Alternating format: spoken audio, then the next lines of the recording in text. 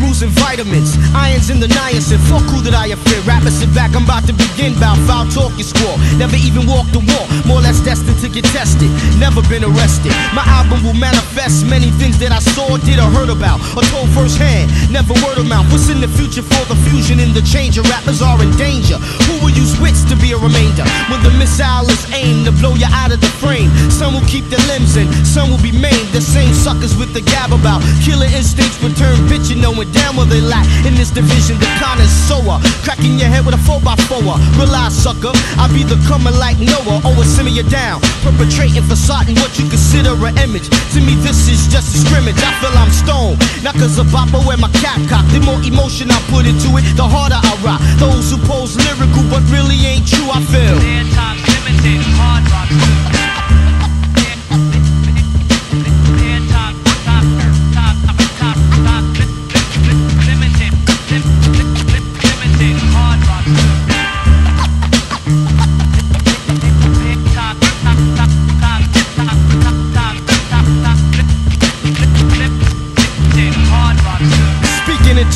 About what you did, but you never done it. Admit it, you bit it, cause the next man came platinum behind it. I find it ironic, so I researched and analyzed. Most write about stuff they fantasize. I'm fed up with the bull on this focus of weed and clips and Glocks getting caught and wax not being flipped. It's the same old, just straining from the anal. The contact is not complex to vex. So why you pushing it? Why you lying for? I know where you live, I know your folks. You was a sucker as a kid. Your persona's drama that you acquired in high school and acting class. Your whole aura is plexiglass.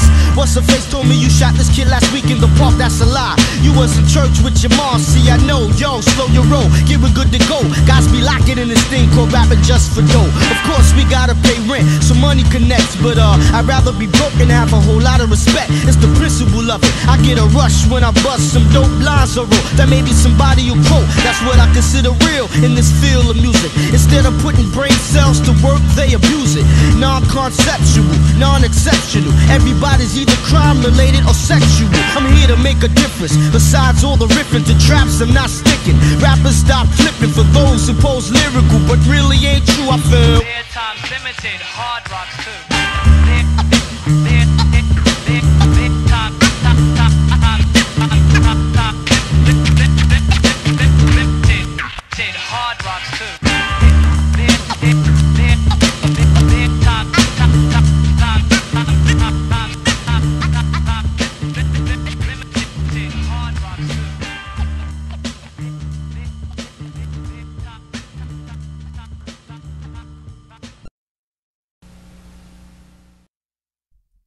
All right, check. Mic check. Let me fix my earphones. Good morning. 7:12 Wednesday morning, May 23rd, 2018, and you are listening to Waking Up with Ruckus. I am your host, Big Rich, and another cloudy, rainy day coming to you from New York City.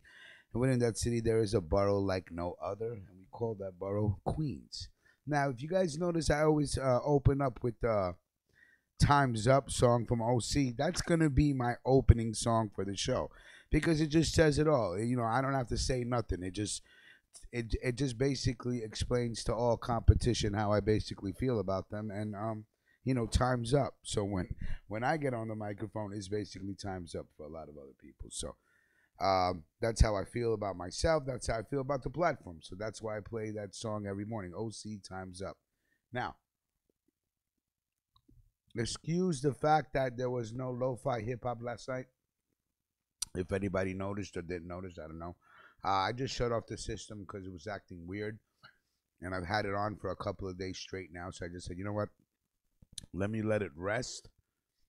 And yes, we will go back to the lo-fi hip-hop, you know, the beats, those smooth, ultra smooth, cool beats that you could read, study, or sleep to. And, you know, we'll go back to that tonight. Great Rhythm and Bonnet show last night. It's always fun to hear Bonnet and Ebony on the air at the same time, so that was interesting.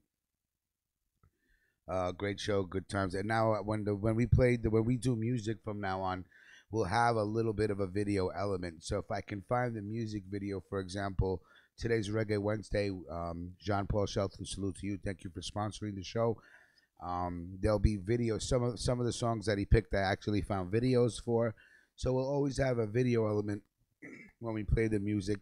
So, slowly learning the system, learning how we can do more things and make the show a little more enjoyable as far as viewing and listening. Now, let's just get down to business. I know everybody was texting me last night, Cliff Bravo, other people.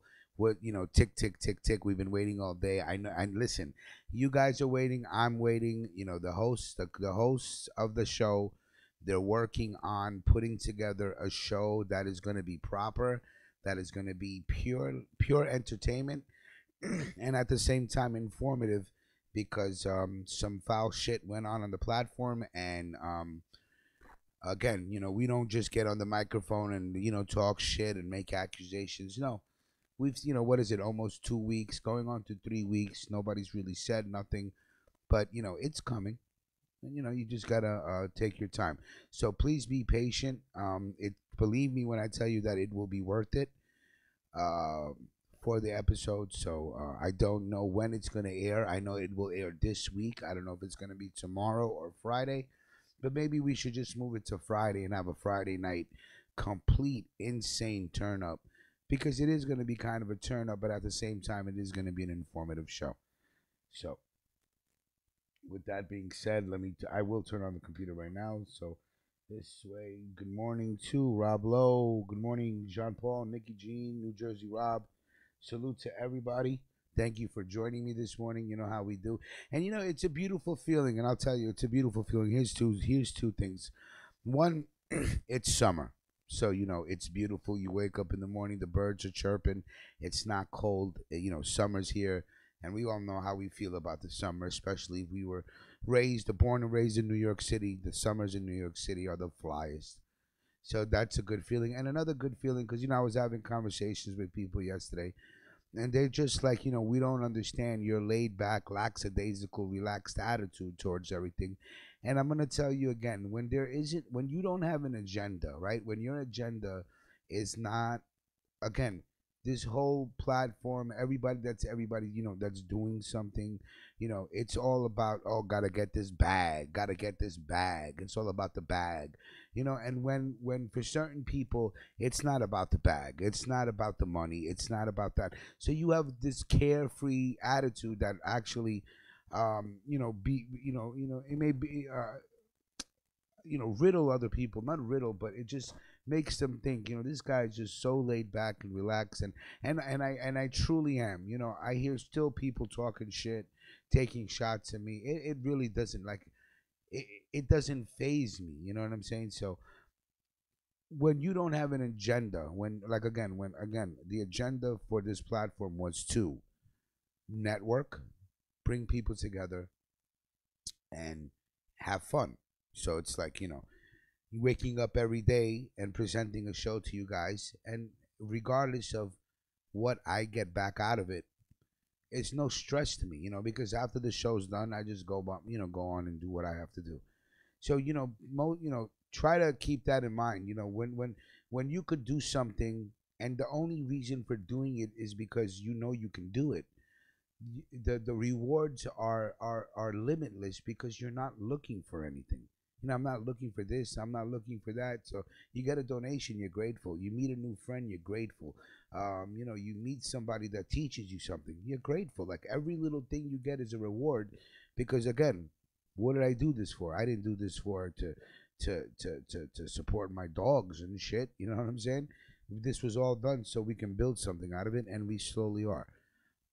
Today's Wednesday, right? So tonight we will have Let's Talk That Shit with Mac J and D Holler. Just so everybody knows, so there is going to be a show tonight. Again, as far as the Tick Tick Boom, it's coming. It is coming, and like I said, just be patient, and it will be worth the wait. That's all I can say. Regards to that. Okay, so it's 7:20.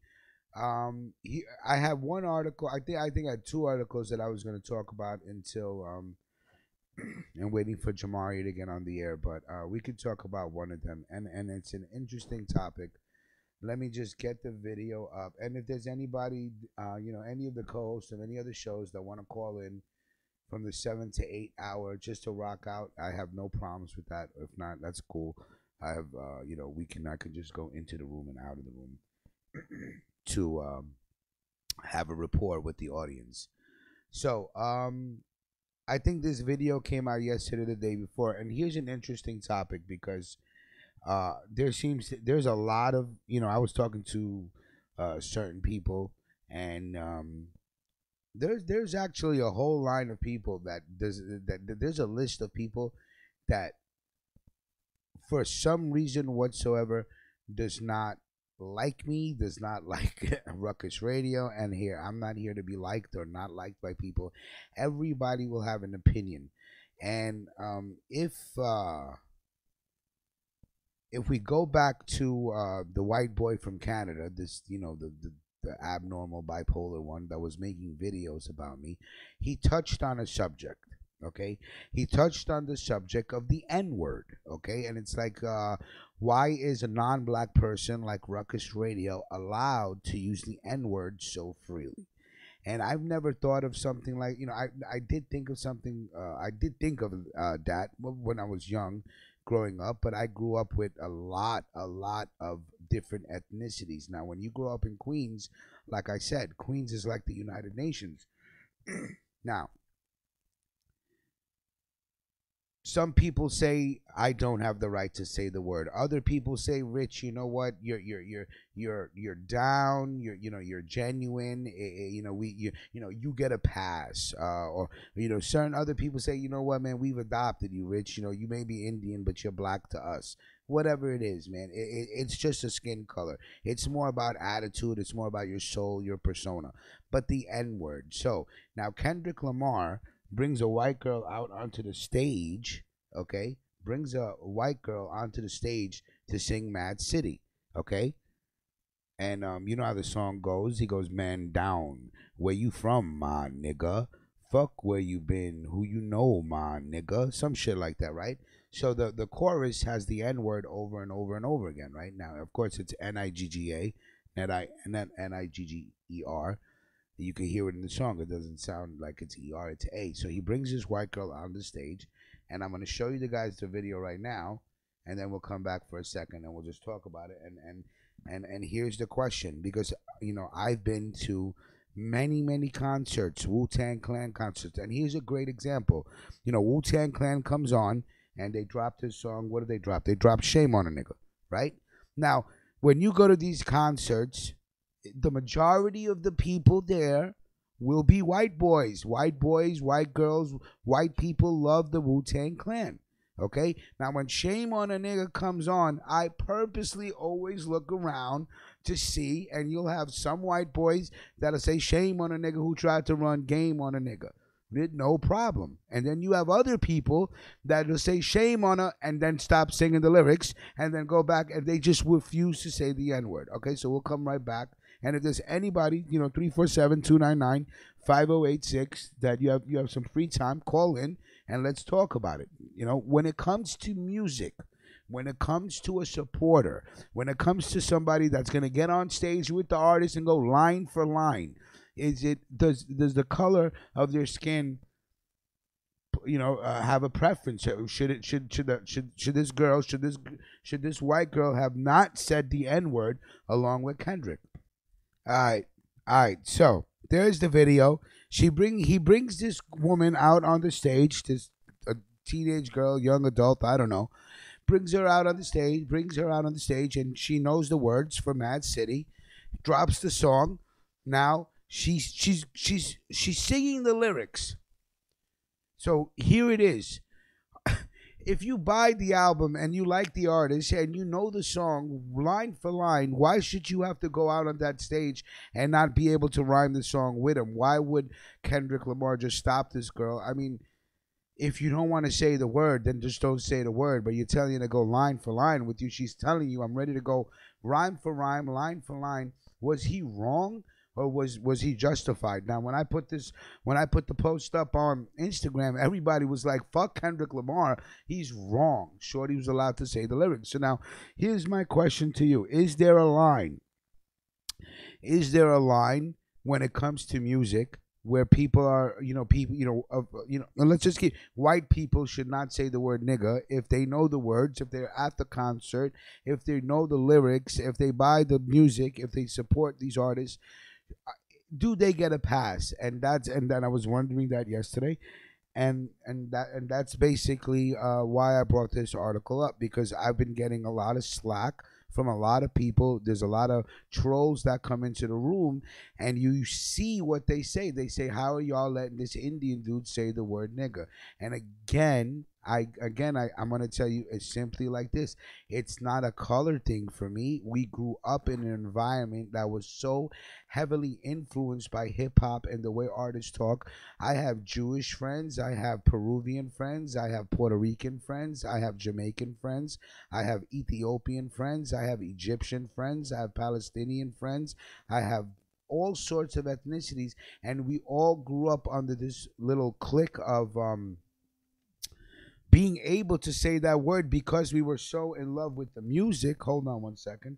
Good morning. Just give me 1 second, Eb. So we were so in love with the music that it just became a part of our language. It became a part of our language. And again, the question is, should people get a pass when it comes to music, when it comes to lyrics? Eb, what's poppin'? Good morning. Haven't heard your Good voice morning, in a man. while. Long time no hear, man. I'm trying to survive through this morning. Oh, my God. What's going on? Ain't nothing, man. I tuned in, and I see you talking about one of my favorite topics.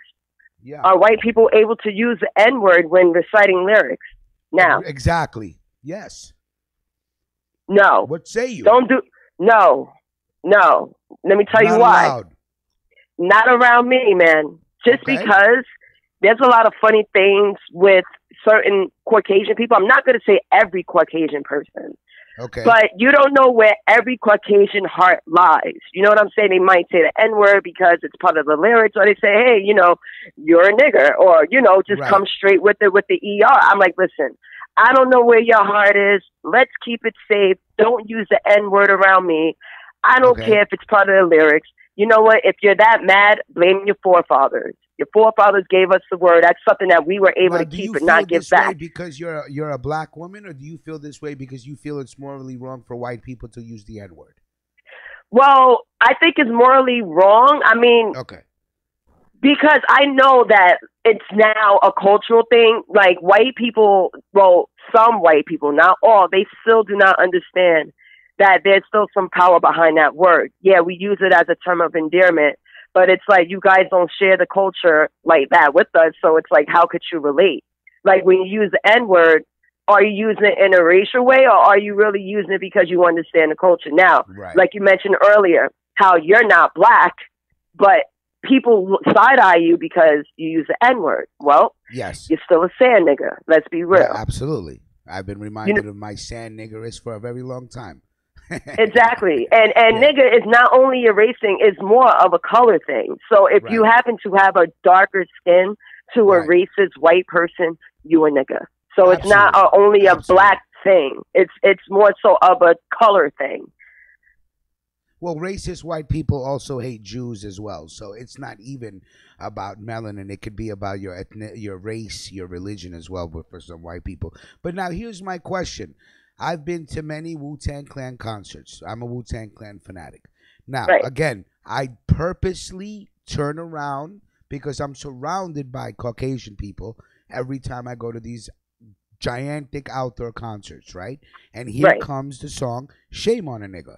Now I'm telling you, there's 100 to 200 to 300 white boys and white girls going line for line, lyric for lyric, and in these white people are black people, and there's black people singing with white people and rapping with white people, going line for line. Shame on a nigga who tried to run game on a nigga. Right. No problem. There's no animosity. There's no hate. It's just music. Right. Now, when I put this post up on Instagram, I was surprised because there was like, I think 3, 4, 5, 6, 4 or 5 black people that were like, "Fuck Kendrick. What the fuck is he thinking?" You know? Hold on one second. Yeah. Good morning. Good morning. How's everything? it's good now. I guess that I woke up. you just woke up right now? Yes, like 5 minutes ago. Okay, but I had to go wash early. my You face got time. I had to go brush my teeth and wash my face real quick. Like, ugh. Right. Dang, man. Yes, Yeah. good morning. Good morning. How are you? It's like, I'm good. It's like new territory for me. I got to get reacclimated and get dressed. I need to manage my time better. But good morning. We over here talking about white people and the usage of the N-word when reciting lyrics.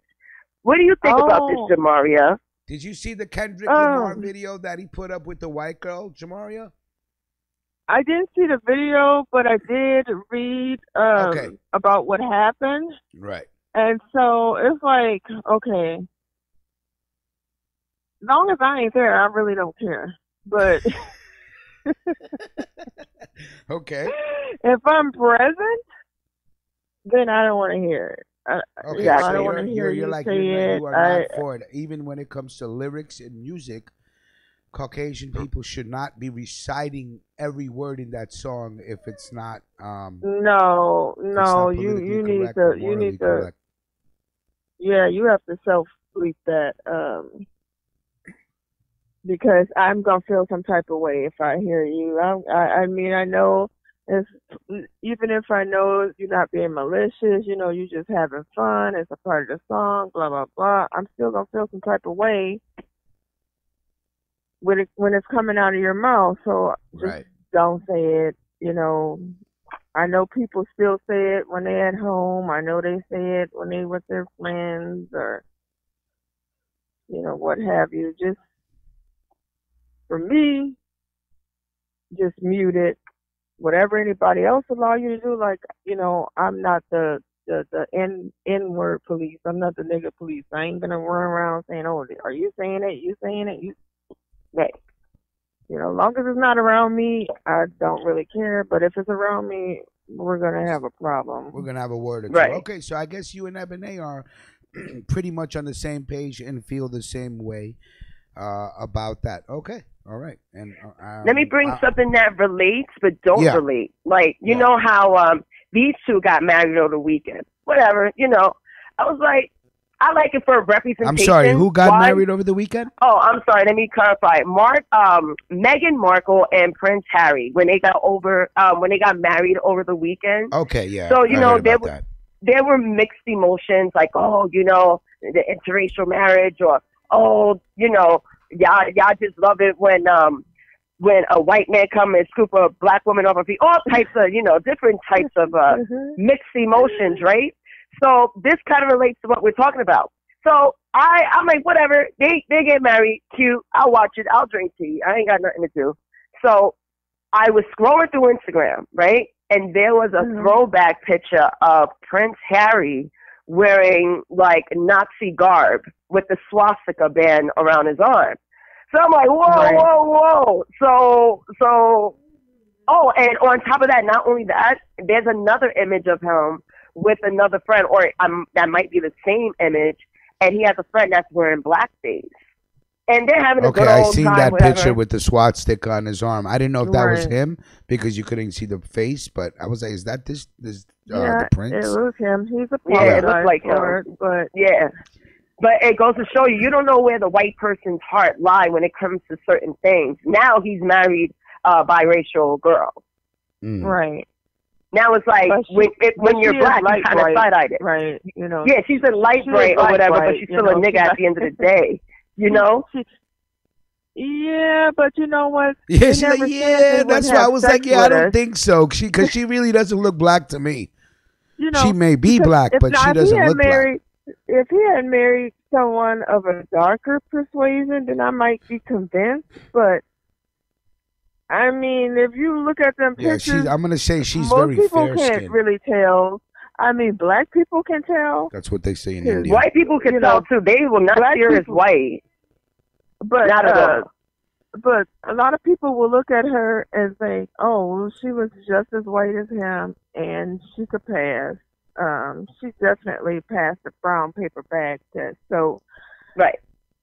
You know, as far as, them getting married, I really don't care. I really feel sorry for her, actually, because, she has no idea what she's signing up for, Right. what she's getting herself into, and they're going to drive her mad just like they did Princess Di.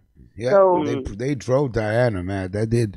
It's like, I commend him for stepping out of the family tree, like he's not marrying a cousin.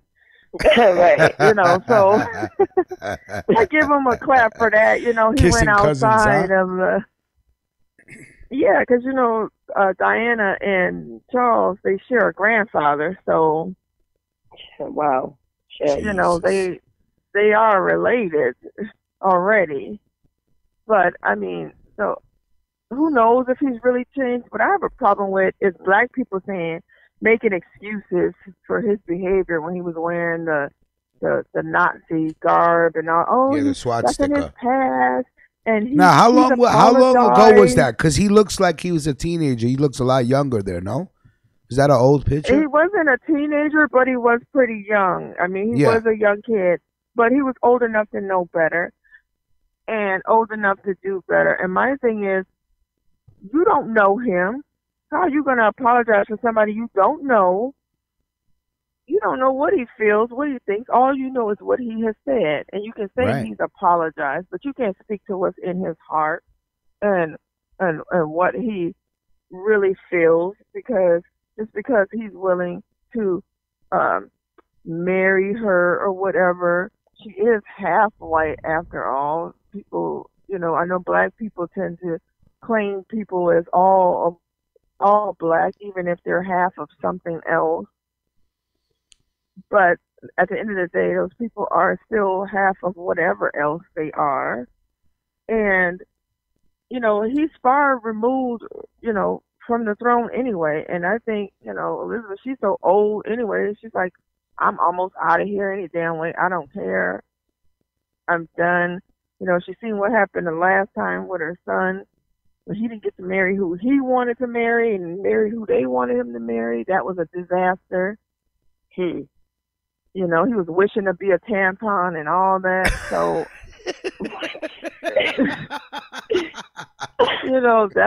that was just utter disaster. So I think this time she just said, you know what? Especially after all the stuff he's done, and how do we know that this isn't just his way of proving, hey, I really don't hate black people. Look, I'm marrying one of you. I don't hate you guys. I really don't dislike you as much as you think I do. Like, right. At the end of the day, why does it take her, if she was marrying some African prince who was not going to be king ever, would we feel the same type of way? Would we be just like so overjoyed and so, oh, this is so great? No, we wouldn't. We would not care. Did you guys watch the wedding? Because she's marrying this white man. And I'm like, why is it because she's marrying this white man and she's elevated now to this higher status? That, we're still condoning the fact that, okay, white is better, because look what happens when you marry white. You're marrying up. You're marrying better. Yep. It's more than. And I'm like, no, I don't buy that, because, they would wipe us up, sort of, kind of, back in the day. They would have us living in the big house, because Jefferson, he had two sisters, had babies with both of them. That's why there's so many Jeffersons running around. You got the black Jeffersons, you got the white Jeffersons. It's like crazy. Yeah. But I mean, I don't know, to each his own, I guess, But for me, I'm just like, I couldn't do it. 'Cause I would always be thinking, like, man, look. Every time we got into a fight or something, I'd be like, you want to call me a nigger, don't you? You want to say it, don't you? You want to do it, don't you? I would always be going there. It would just never work. That's crazy. But, some people make it work, I mean, I have 3 brothers. They're all married to white women, so. Oh, wow. Really? Yeah. How does that go for you? Like, how are they to you? You just took the question out of my mouth. I'm like, how does that work on holidays? Yeah, You mean how'd it go for them? Because it's fine for me. Oh man, you probably robbed their lives. It's fine for me. It's how'd it go for them because it's exactly what I told them. At the end of the day, you'll see. You will see. And all of them but one have seen. And the one who hasn't seen, oh God, he's so grimy. He probably should see, but, you know, apparently in that world that's winning. So, because, you know, he's never on that other end. But the other two, yeah, they've been put through the ringer. And, you know, it is what it is. Just like it happened with anybody. But, hey, whatever. I just know for me, I don't want to be looking at my great-grandkids or my grandkids, and or they're looking at my picture, and they're like, who this black lady? Like, you know. Like, who is she? Like, who's that? That's your grandmother. Like, you just worked your way out of your own family. Like, man, you know, I don't know. I got that. That bothers me. I really do think about that. Like, you know, like, man.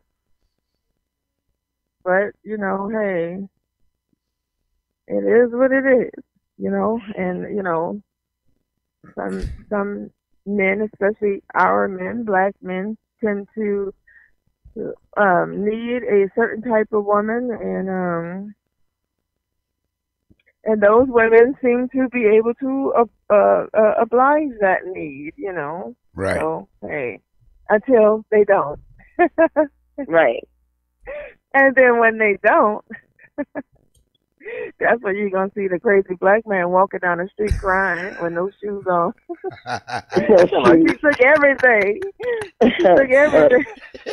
Even the dog. The dog's gone too. She took everything. Even the dog. I love that dog. Man. Right. But you know, colorism, like, salute to the racist white person, because not only it affects different races in between white, Asian, whatever, it's within the ethnicities of each race, because my family even went through that as far as dating up. And, you know, my mom's side's Puerto Rican, and, you know, we're the Afro-Latinos. So they always saw dating the Taino or dating the mixed Puerto Rican is dating up. Yeah. Taino's the Indian that resided like in Dominican Republic and all those Caribbean islands. And Puerto Rico, right. It was the native Indians of the Puerto Rico and DR. I mean, yeah. And I mean, like, you guys know, I grew up in the South, and my grandmother would say to me when I was little, as I was growing up, just all the time, she would say, don't bring home anything blacker than you. Yep. Yeah, and this is what she would tell me over, and don't bring home anything blacker than you. And that was your grandmother that said that? My grandmother would say that. No, but my grandmother is dark skinned, mind you. My grandmother. Yeah. But she would always say, don't bring home anything darker than you. And I would think, well, Grandma, you darker than me. So I'm confused, but I would never say that shit because it's the same thing in my country. The parents. Go ahead. But that confused the hell out of me. And sometimes I do wonder, like, is that teaching, that drilling, you know, is it in my subconscious somehow? Like, you know, that drilling did it influence what I find attractive? You know, who I'm attracted to? Because, you know, it was just like a everyday, you know, it's like just a regular thing all the time to be told, don't do this, don't do that, don't do this, don't do that. And so, it's just weird, you know, the self-hate that, it's the same way in India too. It's the same way. You could have, parents could have 4 daughters, and 3 of their daughters will be dark skinned, and the daughter that's light skinned will get all the treatment, will get all the attention, because she will have a better chance of marrying into a higher family. Right. It's just it's crazy. And in my country, in India, they don't say light skin. They're so brainwashed. They say fair skin. Oh, jeez. As if dark people are unfair. Yeah, it's unfair to be like, oh, look how fair skinned she is. She's gonna get married quickly. Mm-hmm. You know. So that's where the term fair came from, because it's therefore like proper, basically. Yeah, fair skin. Even me, sometimes I'm used to. That's how I just described this guy's wife for the royal wedding. I said, yeah, she doesn't look black. She's very fair skinned. That's because that's how I was raised. You know, my parents would always say that. I have cousins that are darker than me. Right. Like I have cousins that live in South India that you would swear they were African, except for the fact that they don't have African hair. They have Indian hair. So you're like, okay, you can tell you're not African, but darker than me. And they tell their daughters not to marry darker men. It's just insane, and they don't even realize that they hate their own skin tone. It's just because that's what's taught from their parents. So for them, it's second nature. Right. If you go to my country, women that are light skinned get married into higher caste systems, have more men coming to them, with dowries, saying, "Hey, we want your daughter to come into our family," only because she's light skinned. They'll have 5 other darker, more beautiful, maybe talented, smarter. It does not matter. She's more light skinned. She'll get married first. It's crazy. Yeah, it is so funny. It really is. Just is going so back on messed what up. your I grandmother mean, told you about not bringing somebody. Well, don't get me wrong. My first girlfriend was Jamaican. My parents flipped. Right. They're like, "What are you doing?" I'm like, "What do you mean? What am I doing? This is Francine. Say hello." I'm like, "What do you mean? What am I doing?" I'm like, "She's as dark as me. What are you guys crazy?" Right. That's what I told my parents. I was like, y'all are nuts. My grandparents, okay, they had 3 daughters, and the first 2, my mom and her sister, they came out very light, because my grandfather is half white and he is half Puerto Rican, and so they came Your out grandfather? very light. But then Okay. and that's like a whole nother story in of itself, how he came to I was be. like, wow. But the third daughter came out dark like my grandmother. Right. And, with like hair like my grandma, and like they would say my mother had like what you would call, I guess, Indian hair. Right. And so did her sister. But then the third daughter, she came out and looking just like my grandmother, and she's always been, I feel, resentful of the fact of how she looks. Like, she's like, how come we have the same parents, but they look like this and I look like this? And so she just walks around just aggy and mad all the time. And I'm like, well, that's what really makes you ugly, because your attitude is shitty. But you really are beautiful if you wasn't acting so ugly. But it's kind of like the way she acts kind of reinforces the way she thinks she looks, because she doesn't look the same compared to her sister. So, then they have their own dynamic. And, growing up in the South, yeah, definitely, people would always just think you're either Creole or, which is considered great, good, or like even when we came to Minnesota, when we first moved here, everyone would ask me, "Oh, are you mixed? Are you mixed? Are you mixed?" And I was like, "What is that?" I didn't even know what they were talking about. I was like, "Am I what?" They're like, "Are you mixed?" I'm like, "What is mixed? What is that?" They're like, "Oh, like black and white." And I said, remember the first time I said, like a pack of Kool-Aid? Like, wow.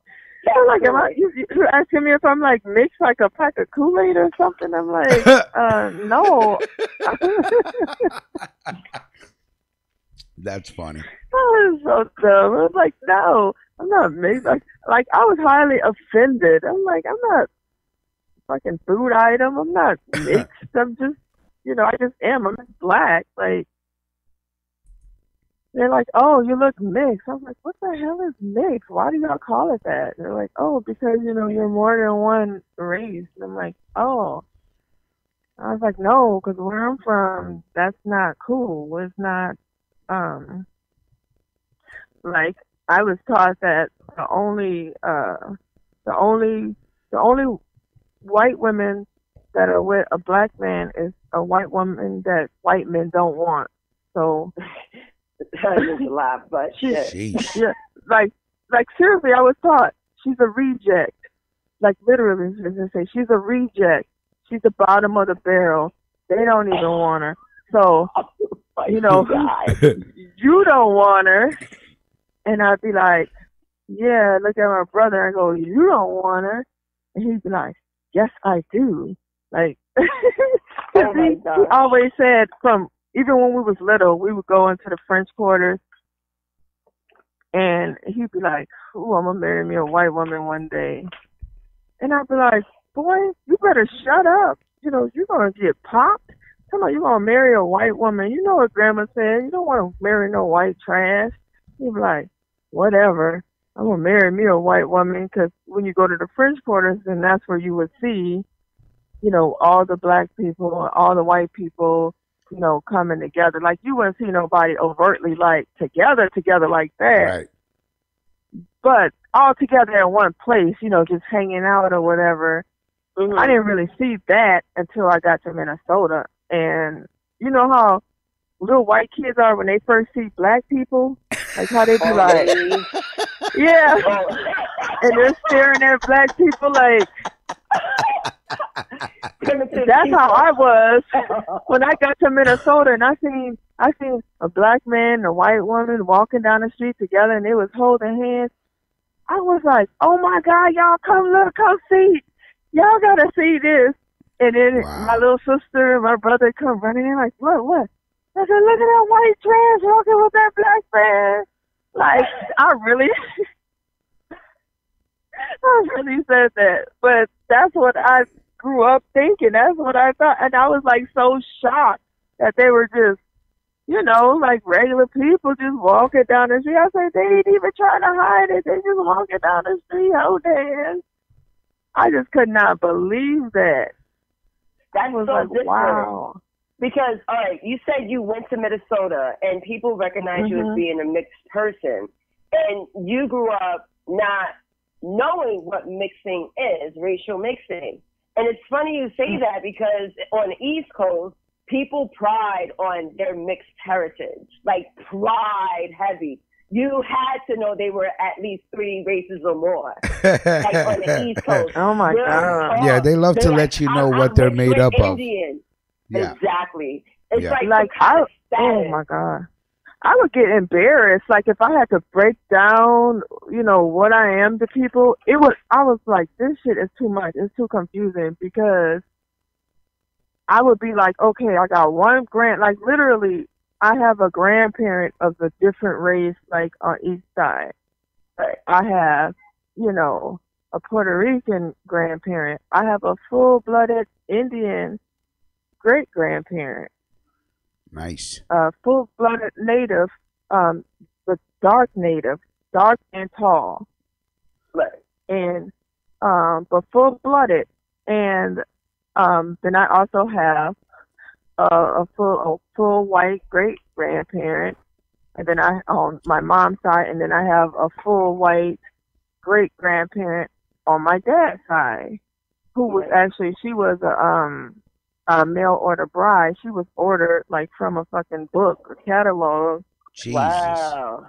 Or dude just look through there and say, yeah, I want this one. How much? That's like crazy. Shopping for a wife. Yeah, and just order her ass. And so he just ordered her up like some soup. And think I'm gonna buy me a wife tonight. Right. And he was a dentist. And wow. But he ended up dying. His ass choked on a He choked on a boiled egg. Like, he literally died. Are you serious? Oh, shit. Yes, I'm serious. On a boiled egg. Wow. Damn. Isn't that the same On when a Prodigy boiled went egg. out, yo? Allegedly? Some sort That of was egg, crazy. eating an egg or something like that, choking on an egg. I don't know. Man, be But careful what with are them we talking eggs, about? When you man. choke on a boiled egg, that means because somebody put the whole egg in their mouth at once? All I know is a boiled egg, and he choked and he died. He's like, That don't even No. make sense. Like a boiled egg Yeah, is you soft. gotta remember, Rich, you gotta remember, even though they're soft, they're dry as hell. Yeah. They're dry. Maybe, when you yeah, bite into yeah. it, you can't inhale and chew on that because you might die. Yeah, You know, that's hard. Almost happened to me. I'm like, damn, this egg almost Death bodied by me. the egg. Death by egg. greedy Death ass. by egg. Yeah. I don't know. It's a terrible way to go. He bit his omelet and died. He did an omelet and died. I don't know. I don't know if it's the same with the omelet, because yeah, Yeah, omelet's a little juicy because of the butter. But the I don't boiled think it's egg, the same with the omelet. Except for the both that boiled egg. It's like, especially, you know how men like to just plop a whole thing in their mouth. It's probably exactly. if that shit go down the wrong pipe, Right, they're popping like you they gonna Tic be Tacs. fucked.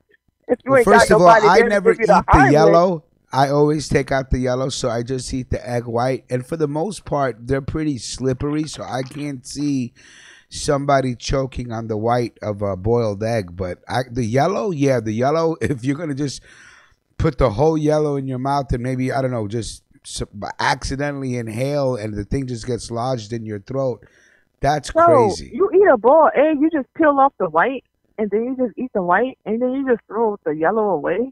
Yeah, I don't eat the yellow. The yellow gives He's me a heartburn. fitness I don't know man. why. You're a fitness man. He's watching his waist.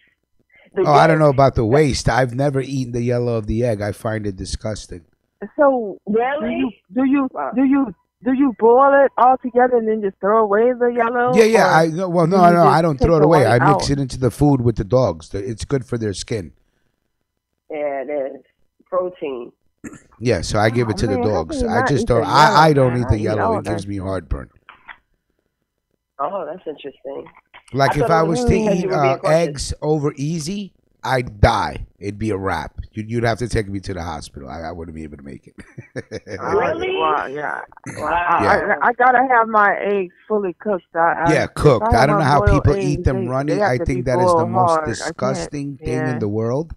That you don't, to make the not cooked yellow, and then just running on the plate and they're dipping it with their bread. It makes me so People nauseous. say it tastes good though. They dip their toast in it and everything. They be like, they chop it up with their toast. Ketchup, pepper. You like that, Eb? You like eggs runny? Oh my God! Like, Yeah. I love No, the it Puerto gets Rican me poor sick man's to my meal. stomach. No, it's so good. I don't know. I guess I was raised eating it. Like eggs over easy. Yeah, with, no, we weren't with- raised eating eggs like that, and so for no. I'm too scared. I'm too scared of salmonella. I mean, even when I go out to the restaurant, I say, cook it hard, please. Fry that shit You know, hard. Fry it hard. Everything I get, I say hard. Everything hard, hard. Cause it's just like, y'all not gonna get me sick up in here. Like, it's got to. Nah, I want to you make might sure eat, it's man. dead and cooked. I just think there's something that's not right when they take the toast and they just spread it across the plate and all that yellow dripping. It looks like mucus just dripping off the bread, and It's they just so good. It's gravy. oh, it's so egg gravy. nasty. And It's the people who eat it, they love it. They love it. Yeah, And because you you could see tell, them, you could see them when they eat because it too. first They of all, look they're like eating they with love their it. They like, hands with the yum. bread, and then they're licking their fingers, and I'm just like, I'm gonna have to go. I have to leave this establishment. This is some horrendous shit going on over here. Yeah, I can't stand people licking their fingers for anything. Oh, yeah, especially Oh in the yeah, that's nasty. That's nasty. Just use your napkin. I don't hear all that. Disgusting. All that. I mean, Oh. all the germs on your hands, and then you got gravy or whatever you were eating, and you're sucking, you take it in everything. I just can't do it. Like, not at all. Oh, I mean, yeah. When I was little, like, I would eat like the greens with the cornbread, and then you you mash up the cornbread and the greens, and then you just use your fingers, and eat it that way. Yes, you just. See, my mother was very, But very then strict. when I grew up, I was like, oh, I ain't doing that Yeah. shit. I ain't doing that See, all over my hands. But we had to, first of all, before we went to sit down and eat, of course you have to wash your hands, right? But right. when we sat down to eat, Indian people, they eat with their hands. They eat with their hands in Right. India. When we were kids, we ate with our hands. So we weren't using utensils till I was like, yo, I'm not eating with my hands no more. But my mom, when we were growing up, we weren't allowed to touch the chair, put our hands on the table, touch our hair, touch our face, none of that. When we had to eat, we would have roti, we would have our vegetables, we would have our dal, and we break the roti, pick up the vegetables, dip it in the dal, and then eat like that. And my mom would make sure that we didn't touch the table, or our hands wouldn't touch nothing but the food till we got up. So she was very strict about us not, licking our hands or touching our face while we ate, or playing with each other, like, hitting my sister, hitting each other back, because Indian people, for the most part, they eat with their hands. If you know any Indian people, if you ever go to their house for dinner, if they put out utensils, it's because you're their guest. 9 out of 10 times they eat with their hands. That's just how it is in India. So Yeah. just sharing that fact with you. I don't know. Because we're talking about people just slopping up eggs with their toast, and this is with the toast. it's not healthy. I'm telling you, That stuff is good. I love it. Now I should make some tonight. Tonight, Yeah, you my eat brother, runny eggs for my dinner? brother eat his shit like that. Yeah, why not? I try to eat eggs a lot now since it's high in protein. Yeah. But since you mentioned egg over easy, I'll get some maduro. Yo, that's a meal right there. Some maduros. You're talking about plantain? Yeah, the sweet one. Sweet plantain. Yeah, absolutely. Yeah. Oh, I love plantains. Yeah. The maduros. Do you ever fry sweet plantains, Jamaria? Do you get sweet plantains out there? You know what? I don't, because my kids they're real picky about what they eat and what they don't eat. But I if you love ever it come out to myself. New York and you go to any Spanish restaurant or Latin restaurant, you can order yourself an order of maduros. It's banging. Oof. Word. And they have this white frying it. cheese that you could cut these little pieces of frying cheese. What? Yeah, queso frito. Queso frito. Blanco right. queso. Blanco queso frito. It's white frying cheese, and they fry chunks of this cheese with the banana. It is in an incredible combination. Not the not the best thing for your health, but taste-wise, incredible combination of taste. All right, folks, it's 8:05. This is Waking Up with Ruckus, and we're joined by Ebony and Jamaria today. What a surprise. And we are going to take a break for some Jean Paul's reggae music that Zagazao. Yeah. And I got what do we got here? Boom, boom, boom. Yeah, I got videos now. So we're going to be doing videos, okay? Right. So, and if we don't have the video for this song, there'll still be some sort of video display. So what is this? 4:16 and 3:30. All right, guys, we'll be back in 8 minutes. Okay, we will take our first music break, and then we will come back with another article to talk about. All right, we'll be right back.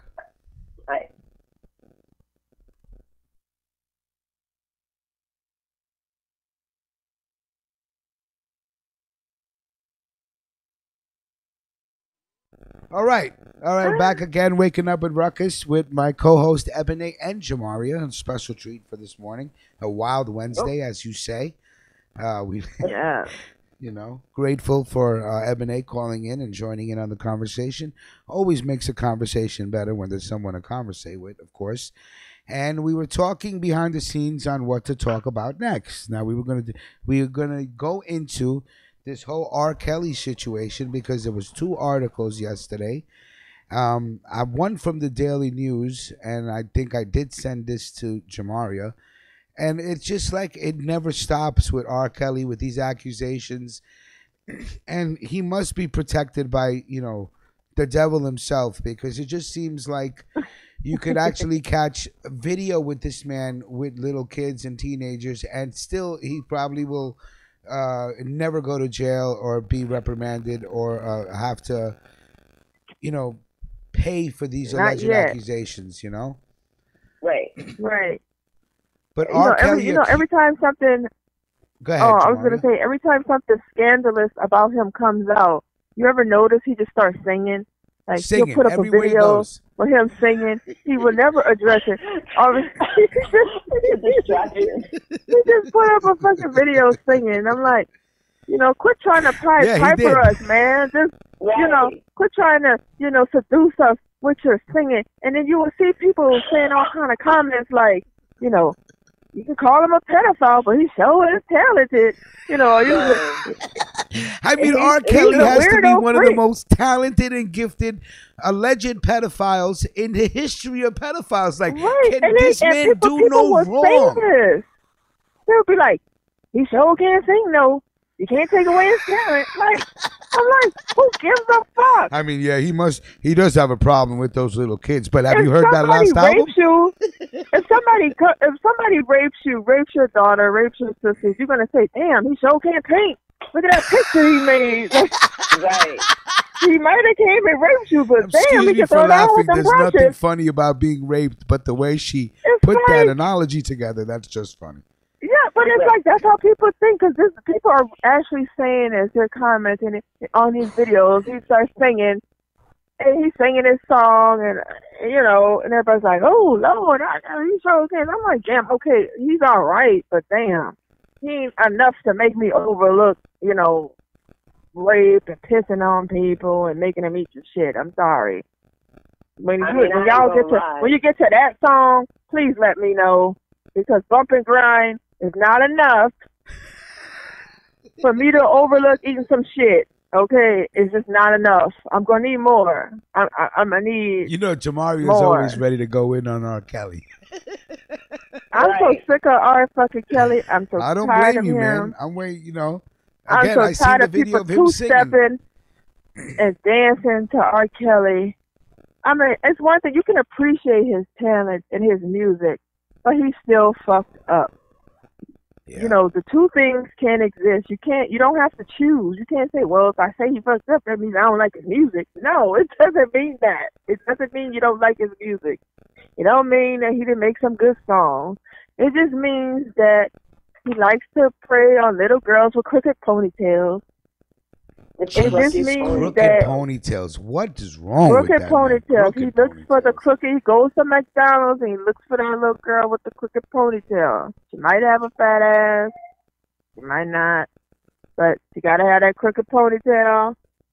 She gotta look like she's a little kid, maybe even a little tomboyish.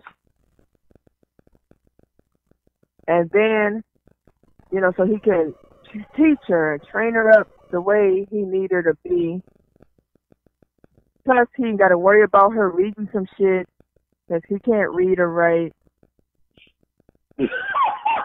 So, he ain't got to worry about her with all that book learning and,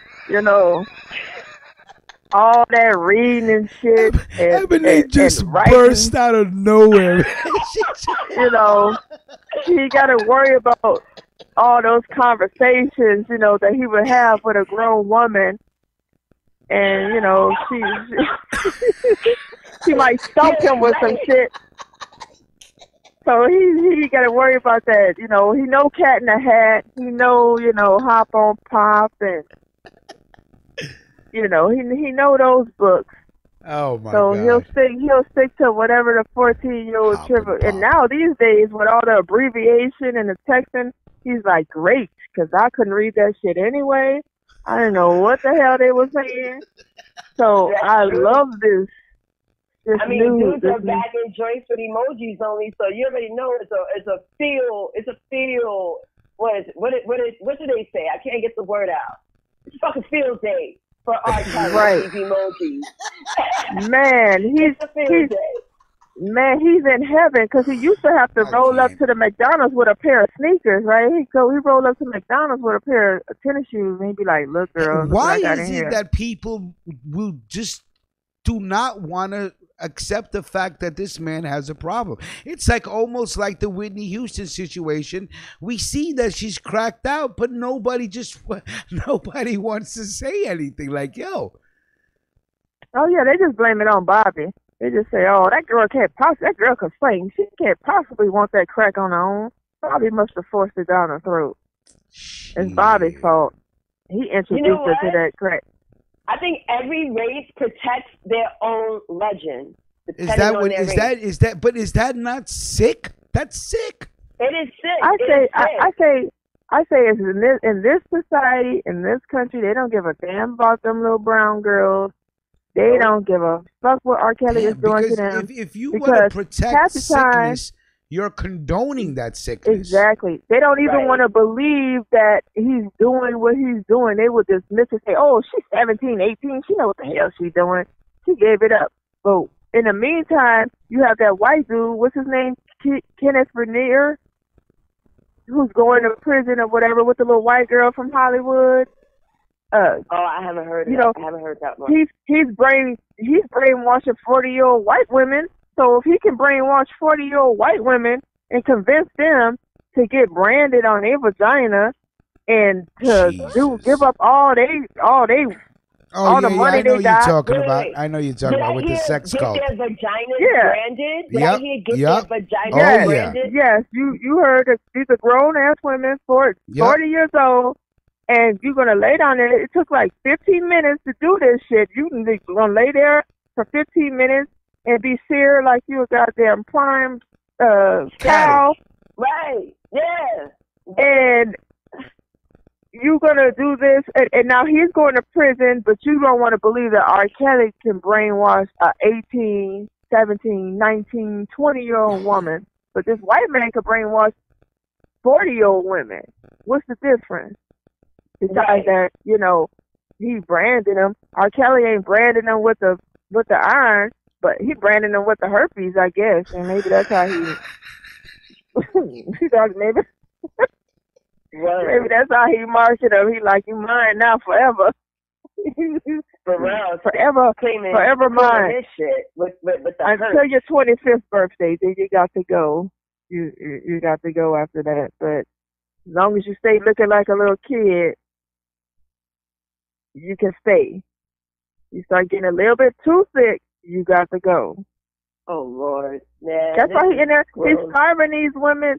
That's why he's not letting them eat. It ain't because he being mean. He don't want to feed these girls. He want them skinny. He want them to lose weight. He want them to be a certain size so they still look a certain kind of way. And that's why he's making them wear the baggy clothes. Oh, trying to make them look like Aaliyah. I got it. Yeah, well, he's the one who dressed Aaliyah, so that's just what he likes. So he's just dressing them in the image that he likes with the baggy clothes because he don't want no other man looking at their shape. He wants them to be skinny, a certain size. Like that one girl, they show her picture. She was like 130-something pounds when she went there. When she left, she was like 107. She was like skinny as hell. So that's why he's starving them, because he probably making them get on the scale. Like, oh no, so you will never do. Like an adult, you got to lay off the damn Lunchable. Right, like, or he's like, you're gonna be out the damn house. You're gonna be then when they graduate, they become the den mother, and that's the mean old Aggie bitch who used to be with him, and now she's relegated to walking around locking everybody's door. She got the key. She's like walking around locking all the door. If you in for the night, you in for the night. Don't come out. You in for the night. No, you can't use the bathroom. There's certain villages in my country that will stone a man to death for touching a child. Stone a man to death for committing adultery on his wife. Like they'll come drag him out his house in the middle of the night, and a bunch of villagers with torches and shit, and just beat the man to death. So it's like to protect someone that's violating little girls or young girls or has a fetish for women who look like young girls, to protect him because he's a singer, it just doesn't make sense to me. It just And then Ebb says Right. that each race wants to protect their legends, but where's the logic behind that? What is that logic based on? Well, Emotion for music? Because you like well, the way he sounds? it's a two-part thing because there is a history Right. of in our country of black men being tore down when they get to a certain status. I think Okay. he's taking advantage of that. I don't think that's what's happening with him. He's actually being afforded to do that. Now, like I said last week to somebody else, as soon as this little white girl come out saying what R. Kelly did to her and gave her the herpes, oh, R. Kelly's gonna be done. They're gonna throw his ass up under the bus so fast. Well, yeah, alleged. You have Soon to. as They have to prove soon the as this fact little that. white girl come out, her parents had already came out and made accusations. So it's just a matter of time before she goes down there and file them charges. And then R. Kelly's gonna be done. Because when he was just doing it to the little brown girls, he could get away with it. Now he done crossed the line. So you're saying that this woman named Faith Rogers, she's a Caucasian woman who filed this lawsuit? No, I don't know the name of the little white girl that's coming out yet. Okay. I don't know if the this article Faith says Rogers is the... A woman who claims she unknowingly contracted herpes from R. Kelly says the R&B singer inquired about her age after they first had sex and seemed okay with the possibility that she was 16 or younger. Faith Rogers, who filed a lawsuit against the singer Monday in Manhattan, claimed she was 19 the first time she and Kelly engaged in intercourse after they met in March of 2017.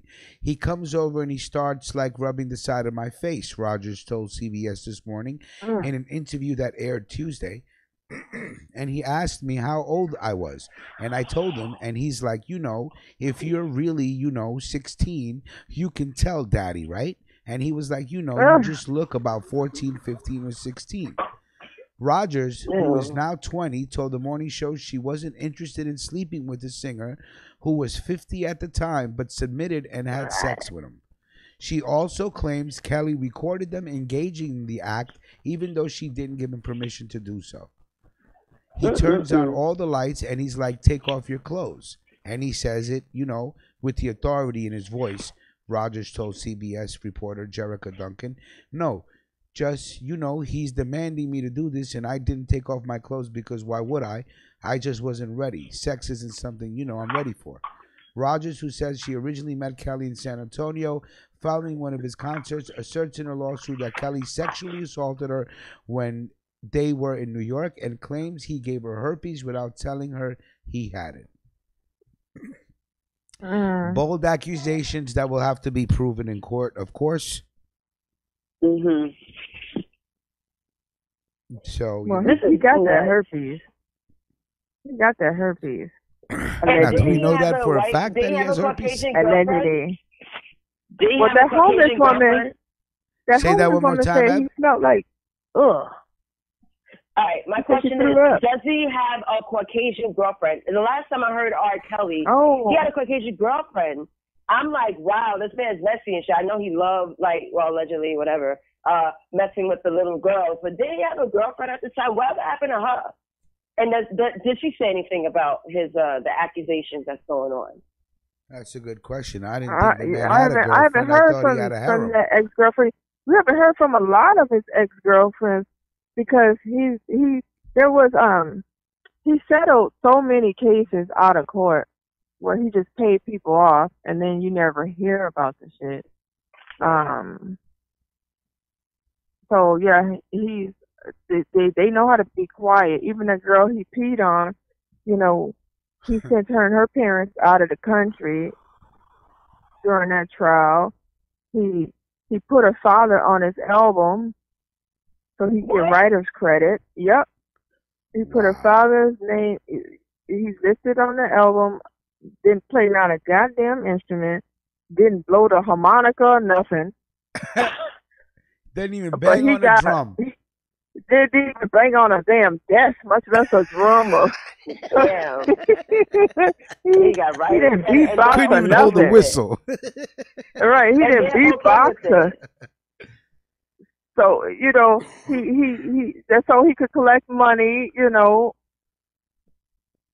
get that writer's credit. And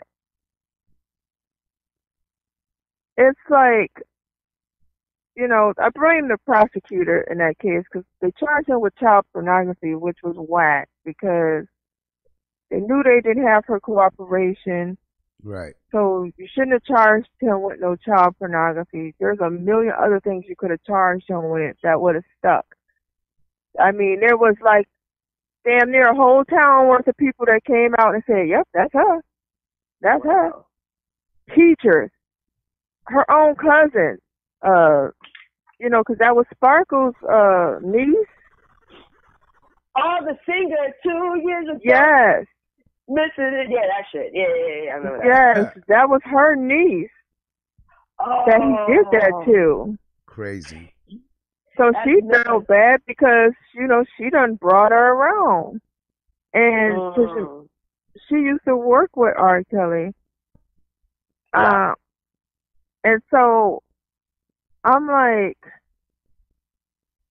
so many people, so many underage girls, though, like the ones that were obviously underage, he just paid off the parents. I mean, even when he married Aaliyah and they had the marriage license to prove it, it was like people still wouldn't believe it. They thought it was some kind of hoax or game or there's like, it's just not true. I mean, and her parents didn't pursue anything because, they didn't want it to ruin her career. They didn't want her to be, stigmatized and then, but they knew what it was, and I just don't understand why people keep on letting their kids be around R. Kelly. How does this man sell out concerts, and how do people still let their children listen to R. Kelly? That's just crazy, man. I mean, I went to an R. Kelly concert after he pissed on a couple of girls. I mean, it was free. Man, I went to an R. Kelly concert, but that was before the Pistons. But I went to an R. Kelly concert. I used to love the hell out of some R. Kelly. And I was saying, I loved him and Aaliyah. I loved Aaliyah. And every time I wore my hair down and put my little dark shades on, everybody be like, ooh, you just like Aaliyah. I'd be like, I could see it, yeah. I mean, I used to rock that shit. I wore that same hairstyle. I had me some dark Gucci shades. Hell, and I would walk around broke as a joke, but I was... It's all right, as long as you look good. That's right. I was broke, but shit, I looked like it. Yeah, I went to that concert, and like you, Ebony, it was free. I didn't pay for that shit. Thank God. I'm still proud of that. I just talked to the DJ who got me in for free. He got me into the after party because I wasn't old enough to get in the after party. But he got me in the after party. But see, you got people who do shit like that. Right. For underage girls. I mean, I can't tell you how many times I got in the club when I was underage. It shouldn't have been in the club because I wasn't old enough to get in the club. You knew what R. Kelly liked. That's his DJ. So you weren't of age, but you definitely fit the attire, let's say. Yeah, right. Man. There's a lot of dirty people out here, but and then I was wearing a big ass clothes. I mean, sometimes I look at those pictures and I go, God damn, that's a big ass shirt, pants I got on. Like, what the hell? Like some big ass clothes. I gotta let you guys go. Y'all have a good one, and I will have a great day. Right. You have a good day. All right, I'm out. Later. Salute. All right. Ebony. Yeah, I had on them big ass clothes, looking like a fucking fool, man, and that shit. But it looked good. Everything was baggy back then. You know that. Yeah, I had the big ass pants, a big ass shirt, all the hair, the glasses, the big ass herringbone chain, like oh Jesus. The door knockers. Yes. Oh my God.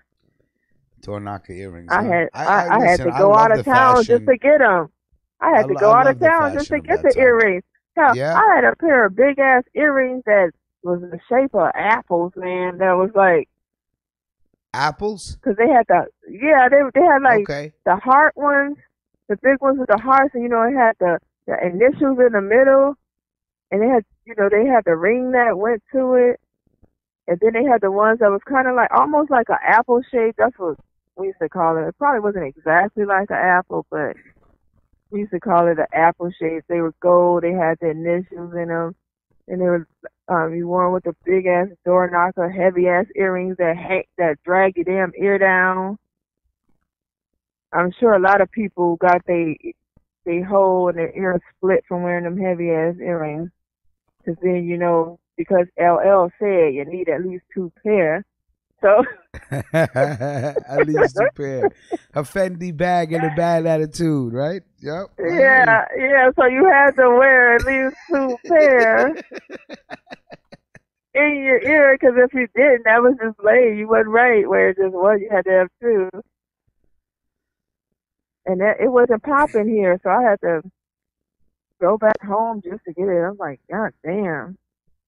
There's a lot of great talented people in this world, and they have the ability to create beautiful things, but behind closed doors they are monsters. They have diseases, they have mental sicknesses, they have fetishes, they have urges, they have desires of a demonic nature. That and no matter how brilliant, no matter how beautiful, no matter how extravagant what they create is, it can never make up for the fact that they're damaged people and they're damaged goods. And I don't know why people still support R. Kelly. I don't know why people would go to their concerts.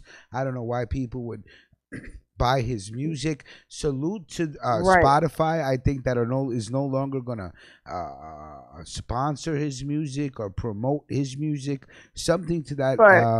I think what they did was a waste of time and energy because they took it out the algorithm, but it's still there. It's still there. That's what I was about to say.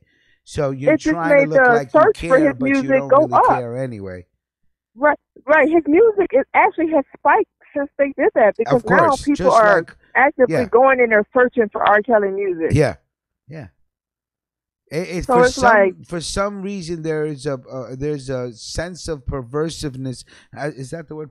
To be perverse, to be perverted. It's just like it will never ever make up for the fact that you're damaged, man, and you're damaging people. Something was done to you. And if just get help, and you're just inflicting it back on the world on other people.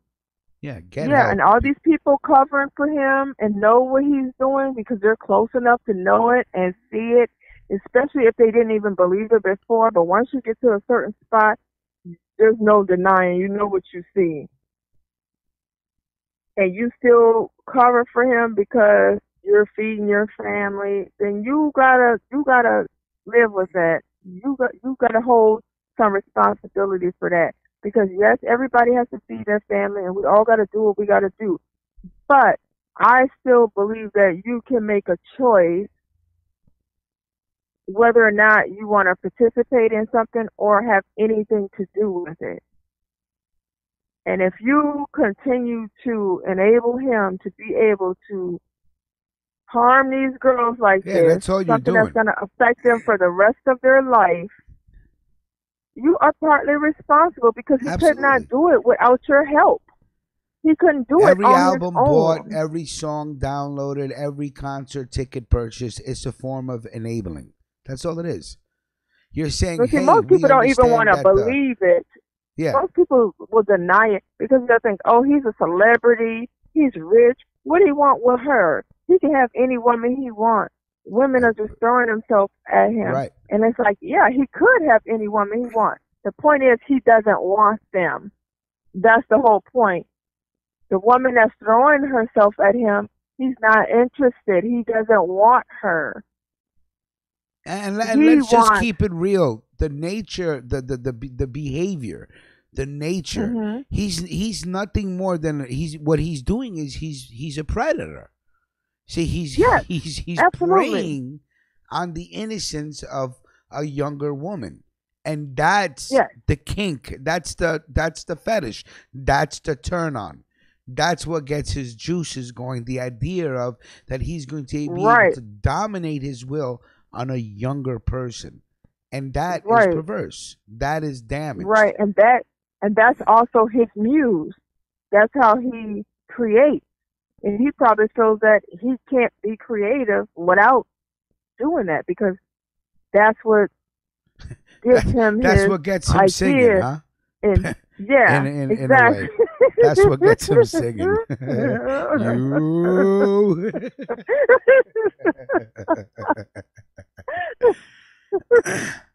Oh my God! Because as I think about this interview I saw, where this guy just say that he had the two girls in there, and he was at the piano, and he just had them standing there bent over, like with their asses facing him, and he basically was just looking at their asses, and then just like singing and making music, and they just had to stand there while he go through his whole process. So salute, Rob Lowe. Thank you for your donation. Avengers. Salute, sir. Thank you. Yeah, so it's just, and then the video he puts up yesterday, they got it's a bunch of men around R. Kelly, and he starts just singing, and you should see the way these men are looking at him, like he's God. It's just like crazy. So gay. No, yeah, I'm like, yo, this is a man that you're looking at right now. Like, pause. God, what's wrong with all you guys?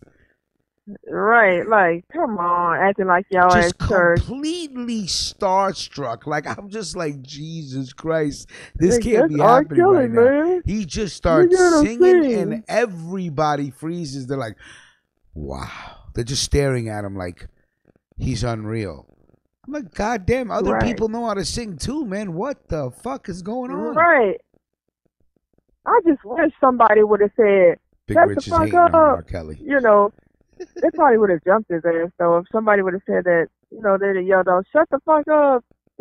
All the Muslim niggas would have they probably would have jumped his ass up. But I would have just loved to see that happen. That's like some shit I would do up. Like, shut your ass up. We don't care. You're like, he always, he don't ever really address anything. He's a bad interviewer because he's so dumb. He do terrible interviews. Like when that one guy asked him, seen an R. do you like teenage girls? I refuse to even look at the man. One time he got asked, he said, do you like teenage girls? And he said, what do you mean by teenage? And he said, what kind of fucking answer? The interview was like, teenagers like 60, 70, anything with teen after. He's like, well, I like them legally. And this is how he's talking, like stuttering and stammering. This interview he just did recently, this woman tried everything she could think of to try to talk to him seriously and get him to answer the questions. And he was just like, no. I thought he was going to turn into Ike Turner for a minute, but, he didn't. He just stuttered. He's like, now see, now we can cuss. We can cuss. That what we doing? That what we doing? I just came here to talk about music. We're not doing that. See, you're in the media, and I know you got a job to do, but I got a job to do. And I'm like, come on, just do you like the little girls or not? Just, come on with it. Answer the question already. Just to pee on the little girls. Do you like peeing on anybody? Let's just start there. Maybe we could work our way down to He's who you're probably peeing on. Into giving the golden showers. You're right. Do you like peeing outside of the bathroom? Outside of the toilet, do you pee in other places? He goes, what do you mean outside of the toilet? Do you relegate your pee strictly to the bathroom and the toilet? Or do you sometimes stray from the bathroom and say, pee on a person? Well, define person. Do you use them as your toilet? Can a person be a toilet for you? Can she be your personal toilet? Well, it depends. Yeah, maybe What do you see mean yourself personal? as a king. Maybe you see yourself as a king, and a king should have whatever he wants. And if he wants a human toilet, he should have a human toilet. Oh man. Is that you? And then, I can't. can you produce every your day with- doctor's every records day that say with you this don't guy, have herpes? It's another story. It's another article. It's another article. And then I don't know if you have the article, or there's another article where another woman came forward and saying, he tied me up. It just doesn't stop. So I don't know if there's if this is hashtag Me Too, if this is just Me Too is after his ass. Huh? Me Too is after his ass. That's for Yeah, sure. Me Me Too's Too coming ain't letting after up. Me Too ain't letting up on R. Kelly. They but there is this girl, Tiffany Hawkins. Go ahead. And she says that okay, so she filed suit against him as well as his record, publishing, and management companies, claiming personal injuries and emotional damage arising from what she alleged was a sexual relationship she had with Kelly, which began when she was 15 and ended when she was 18. The case was settled out of court, as was a suit in 2001 by former Epic Records intern Tracy Sampson, who claimed she began a sexual relationship with the singer when she was 17. Kelly has denied any wrongdoing and has not been charged with any crimes connected with the women's allegations. So see, these are the ones I think that he hurry up and pays off. When they're definitely underage, 17, 16, 15, he hurries up and, settles that so that we don't have to hear about it. But it's like, the Dallas police spokesman made a comment right at the end of this story, which confused the hell out of me. Because they told CNN the incident is not being investigated as a sexual assault since both parties were consenting adults at the time of the alleged act. Okay, didn't this girl just say she was 15 and it ended when she was 18? Since when is that consenting adults? Consulting adults, right.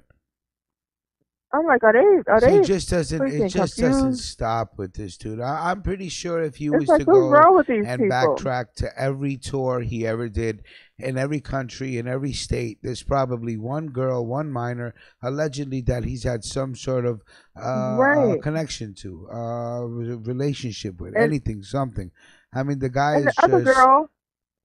So she was 17. So what the hell are they talking about? Consenting adults. They both said they were underage, and you come with this lame ass statement. Like, did you even read what the girl said before you commented, or did you just have a general comment already ready to go? I mean, can you imagine having a fetish and then on top of that being one of the greatest R&B male singers ever?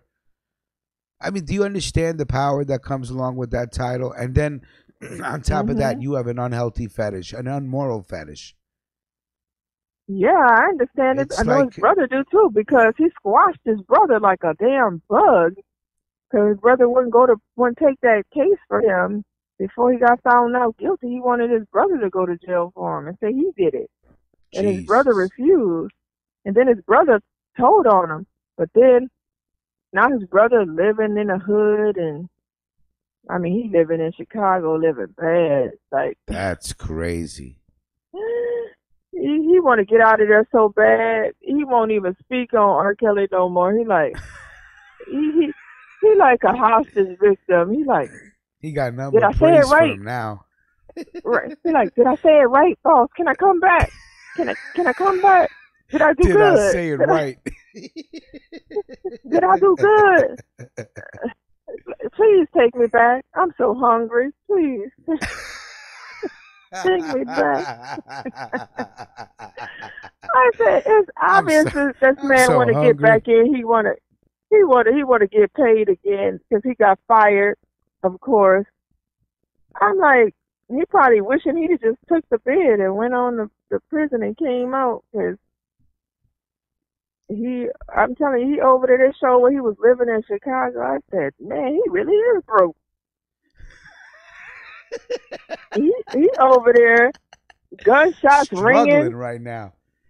Man, he's struggling. I think I heard a couple gunshots when they was doing the interview. The interview, right? That's nuts. Can you imagine? He was trying to talk to him in his house, and you're like on food stamps. Man, and then his other brother came over, and they were going to ask his other brother a question, and his other brother was going to speak on it because they always kind of been on the out. And he was like, nope. We ain't gonna talk about that. He said, we ain't talking about that? Nope, we ain't gonna talk about that. I said, damn. R. Kelly done got to him, even though R. Kelly tried to throw his ass up under the jail for something he didn't even do, because they look so much alike. He was like, just say it was you.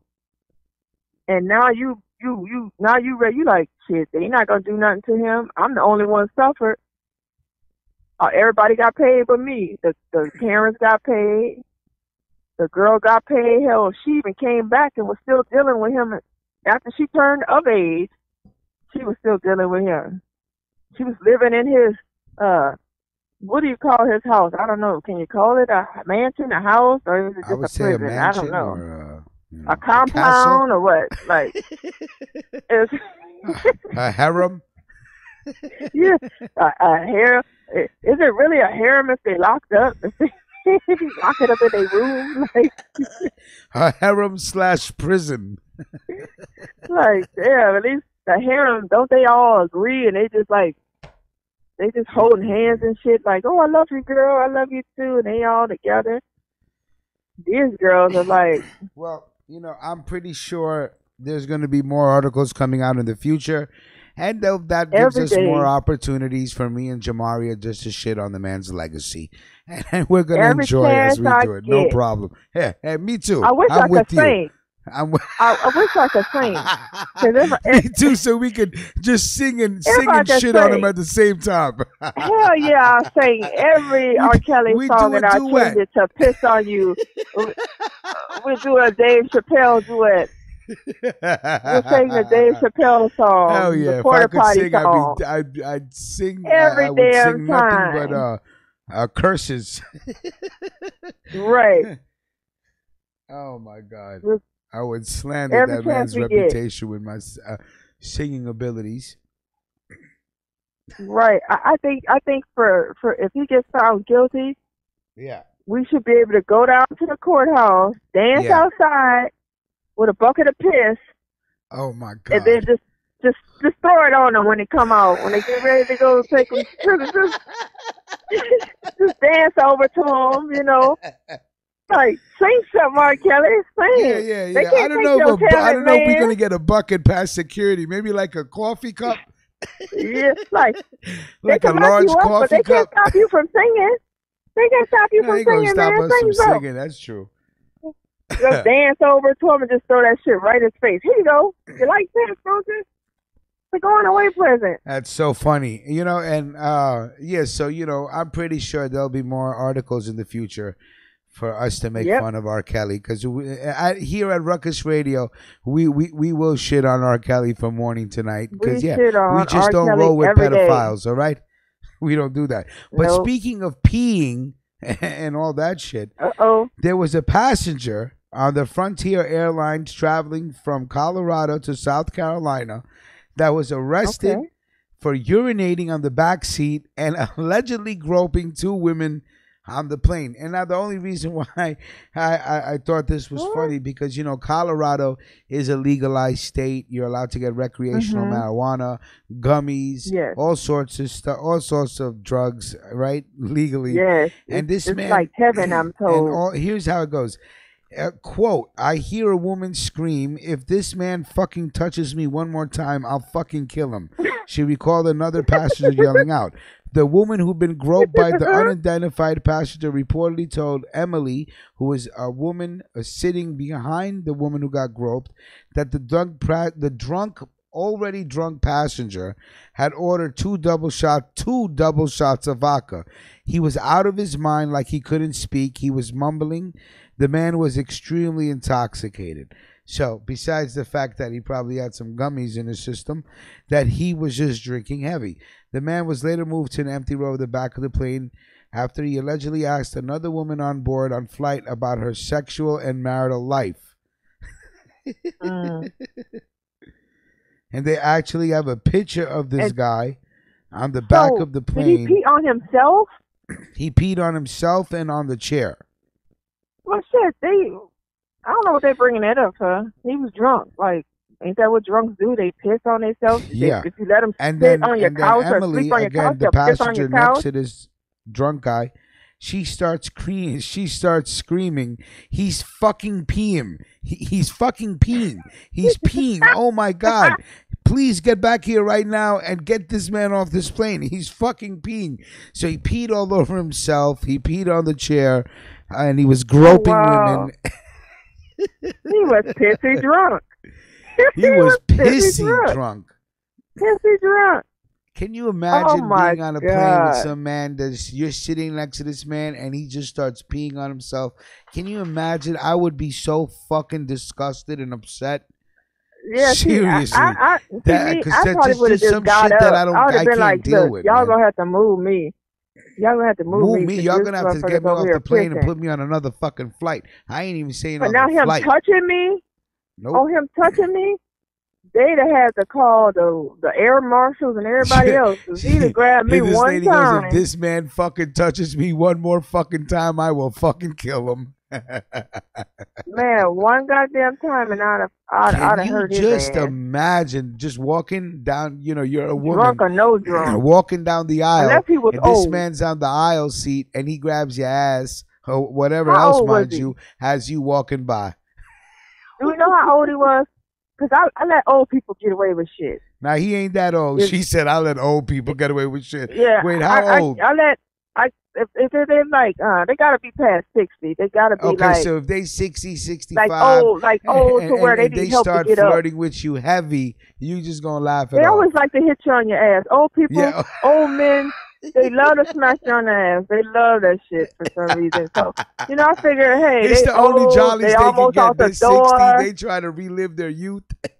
Yeah, give them a little happiness, a little joy. That might be all give they a little gonna bit get. of that cheek. There ain't no wrong. Yeah, so I'll give them a pass, Like, oh, Mr. Johnson, sit your old ass down, please. Like, That's funny. and old men love to talk dirty to you. They love to smack you on your ass, talk dirty to you, tell you what all they're gonna do. Meanwhile, they can't move. I was at the supermarket yesterday, and I was on the line, and there's this old Italian man talking to the woman, the cashier. Now, the cashier happened to be an Indian woman. Now, most Indian women are particularly shy in public. They won't really talk. So this old man's like, thank you, baby. I love what you're wearing. You look so good. And this woman is getting completely embarrassed. And then as he leaves, she's giving him the receipt. And he goes, well, I can't get no kiss. He just waits. He waits right there. He goes, no kisses, no kisses. See, they don't got time to play around. They know they almost gone. They like, I ain't got nothing to lose. They're trying to get that kiss before they check out. Let me get some of that lips. I'm telling you, I took my daughter to the dentist one time, and this old man, I swear, I was like, I ain't never been looked at like that in my whole entire life. Like, I said, oh my God, I'm actually shocked. And it's not easy to shock me. It's really not. This old man, the whole time he talked to me, his eyes were straight on my breast, just staring the whole time he talked to me. I said, what is your name, sir? I said, what is your name? He told me his name. I said, sir, could you please just lift your eyes up a little bit?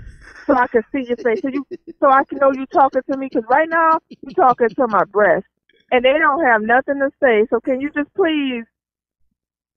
I want to talk to you. Did he act like he was deaf and he couldn't hear you? No, he act like he said, "Ooh, how old are you?" He said, "You so are pretty. You so are pretty." He was like, I said, "How old are you?" I think he was like 70 something. Jesus, I said, my man was God. ready to pop a Viagra He said, "This is and put it all on the where line." I live." He gave me his address, where he lived, with a apartment. He said, "Everybody know me where I live." I said, "What was it? The nursing home?" I think it was some kind of upper class, like old. He's like, "Yo, everybody know me at the nursing home. They call me Mac." He said, "Everybody know me where I live." He said, "I want you to come through." I said, "I'm not coming to your house, man." He said, "Listen." He said, "You a little bit older than I usually like them, but you look real young." I said, "I don't know if that's a compliment. I'm kind of confused because you keep looking at me Yeah, like I think my man was trying to play you out, Jamaria, for real." And he said, "Look, now we in a dentist office. Like, there's people sitting right there." I'm like, I'm starting to turn red and shit. And like, he's going on. He's like, "Oh, you sure are beautiful." He's like, "Where do you?" I said, "I'm not telling you where I live, man." I said, "Look, stop it." He's like, I can still do some things, you know." I said, "I'm sure you can." He's like, "Won't you just come by? I got a lot of money. I said, "Save your money, please. Keep your Social Security. I'm not into that." He's like, "Come, I want you to come." I said, "Listen, I would hate to give you a heart attack, man. What I'm going to tell your kids? Where your family? What I'm going to tell them when you die? When I give you a heart attack, what am I going to tell them?" He's like, "Oh, you talking my language now. You talking my language now." I said, "Please stop, because I'm running out of responses. I don't know what else to say." Like, and then here's my daughter. "Oh, Mom, won't you that man seem lonely. Won't you go visit him?" I said, "Girl, you don't know what that man wants from me. Like, that ain't no lonely old man." I'm like, "Please, I ain't going to visit him." That is I said, a he made it very story. clear what he wants from me. I said, I ain't never been looked at like that, I swear. My man was looking at you like you was prime in my rib. life. Man, like, I started looking around, like, looking behind me, like, is there somebody else? Like, why is he looking at me like He this? looking like, inside of you, not like just looking at you. He looking inside of you. Right? He wasn't even trying to play it off or nothing. He was just like, oh. And then he had like a care attendant. She came to pick him up. I said, "Oh my God, he got a care attendant." I started to get a little nervous because I'm like, people gonna think I'm trying to finagle this old man out his pocket money. Like, they gonna think I'm trying to take him for his walk around money. Right. I'm like, oh my God, because he all talk about how much money. I said, I ain't asked you all that. Like, stop. We're in a public place. He's giving out his address, phone number. Finally, I just said, yeah, okay, I'll come see you. I'm gonna come see you. He's like, I'm going to be looking for you. I said, okay, you be looking for me. I'm going to come. He waiting right there by the window. He probably still waiting. Right. I told his care attendant, I said, oh, my God, is he like this every day? And she was like, yes, he is. I was like, and you got to work with him every day? She was like, he don't bother me. I said, oh, my God. I said, well, I ain't going to come to his house. I just told him that because he wasn't taking no for an answer. Jamaria just had to let him know, look, I ain't going to show up, so don't be waiting I'm for like, me. she ain't finna call the police on me. Be like, I'm trying to scam this man out his Social Security or something, his pension that he bragging on. Like, I'm sure somebody else will get him. I'm like, no, I ain't into that. Crazy. Yeah, so old people, they get a pass if they flirt with you heavy, huh? Yeah, if they flirt with me heavy, I've been known to let an old man just, hit me on my ass. I'll just keep it moving. I'll just say, all right, you're one and done. That's it. You got your free one for the day. Move She said around. one and done. Now let's keep it One moving. and done. One and done. Because I feel sorry for your old ass. But Yeah, right. I hear you. Well, I'm gonna say that's pretty nice of you, Jamaria, that you look out for the my way elderly of like giving that. Not too back. many people care about the elderly anymore, and here you are giving them a reason to live for one more day. So I think that's phenomenal, and I commend Right. you on A that. reason to go on living. He's like, Absolutely, give me a reason absolutely. to All right, put up with this breathing machine. that's too funny. A man on a breathing machine. That's just hilarious. All right, let's take a break. We'll go into another two songs, of course. Reggae Wednesday. Salute to Jean Paul Shelton for sponsoring today's music. Salute to Rob Lowe for your donation. I appreciate that. You know that. So this platform appreciates it. And we'll be Yes, back. thank See, we you. got 4 minutes and four. Yeah, about 8 minutes, and we'll be back. All right, guys. All right. All right, back again. Salute to Jean Paul for today's selection with the music. And, always some of the best conversations are always had off the air when me and Jamaria just start talking. And we were talking again about, old people. And it was funny when she was telling me about the old man, because I was telling her about the old Puerto Rican and Dominican ladies that I would meet in Brooklyn and the Bronx when I would go do sonograms, and I would tell them just to lift up their shirt and walk out the room, and I'd come back and they'd be completely butt naked. And it was just like, what are you doing? It's you don't want to walk into a room and see a 73-year-old Puerto Rican woman completely butt naked, but bow, there you go. You walk into the room, all this woman's junk is just looking at you, and I'm looking at this woman, and she got the smile on her face like she know what she doing, but she don't know what she doing. And I say, hey, all I ask you to do is lift your shirt up a little bit. And she's like, oh, I thought you wanted me to get naked. No, I didn't want you to get naked, old lady. I don't need that at 8:30 in the morning. You sure you didn't say everything? Yeah, I didn't say everything. You got gigantic bras, granny bloomers. You got socks. You got stockings. You got oil. It's like 18 articles of clothing. And then I'm asking myself, God damn, how'd you get it off that fast? I only gave you 3 minutes. And then I come into the room and you're completely butt naked, all 78 years of you. She said, it's a man and he's breathing. Yeah. And he want me to lift up my shirt. Shit, I'm gonna lift everything up. Fuck it, if I got the opportunity. And it was just interesting because I really do, and I was telling Jamaria that I truly do enjoy old people because they're hilarious. They have great stories, great knowledge. Just who doesn't want to talk to somebody that's like what 50, 60, 70 years older than you, and then telling you stories. I have this old Italian man. Story. Yeah, I have this whole Italian man that lives right across the street from me. He's like 86, 87, telling me all the mafia stories of all the gangsters back in the day and all the hustles they would do and the clubs and the women. And I would sit there for hours. My friends would go to the park. I'm like, nah, I'm chilling with Benny, man. I'm good. I would sit there all day with this old man. And he would tell me stories.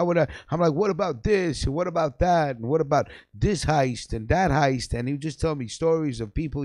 Old people are the best, man. And you should enjoy old people because they've been around longer than you. Yes. They have more stories than you. They have more knowledge than you. And I'm not talking about people 5 years older than you. I'm talking about those that are 30, 40, 45 years older than you. That's half a century that they have on you. Yeah. And I was telling Jamaria a story of how funny old people are. Right, so I'm in Brooklyn with my ex-girlfriend, Puerto Rican, and her mother's in the back seat. And my ex-girlfriend's telling her mom, "Hey, listen, there's a rapist in the neighborhood. There's a rapist in the neighborhood. Be careful where you walk and where you go." And her mother goes, "God damn it, I wish somebody would rape me." This woman's like 79 years old. She got like 4 teeth left in her mouth. She's smiling, talking about, I wish somebody would rape me. I need some action. Yo, when we tell you that, me, my ex, her mom, we were laughing, crying in the car. Old people got funny jokes, man. They really do. She's like, please come. I'm going to leave the door open, the window I'll leave the door open. What neighborhood you said he was in? I'm going to go for a walk tonight. real late. Wear something flashy.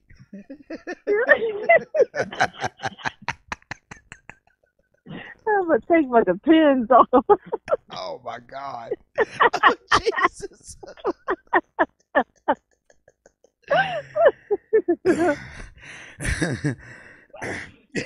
Man pulls up. He's like, Papi, I left my Depends at home.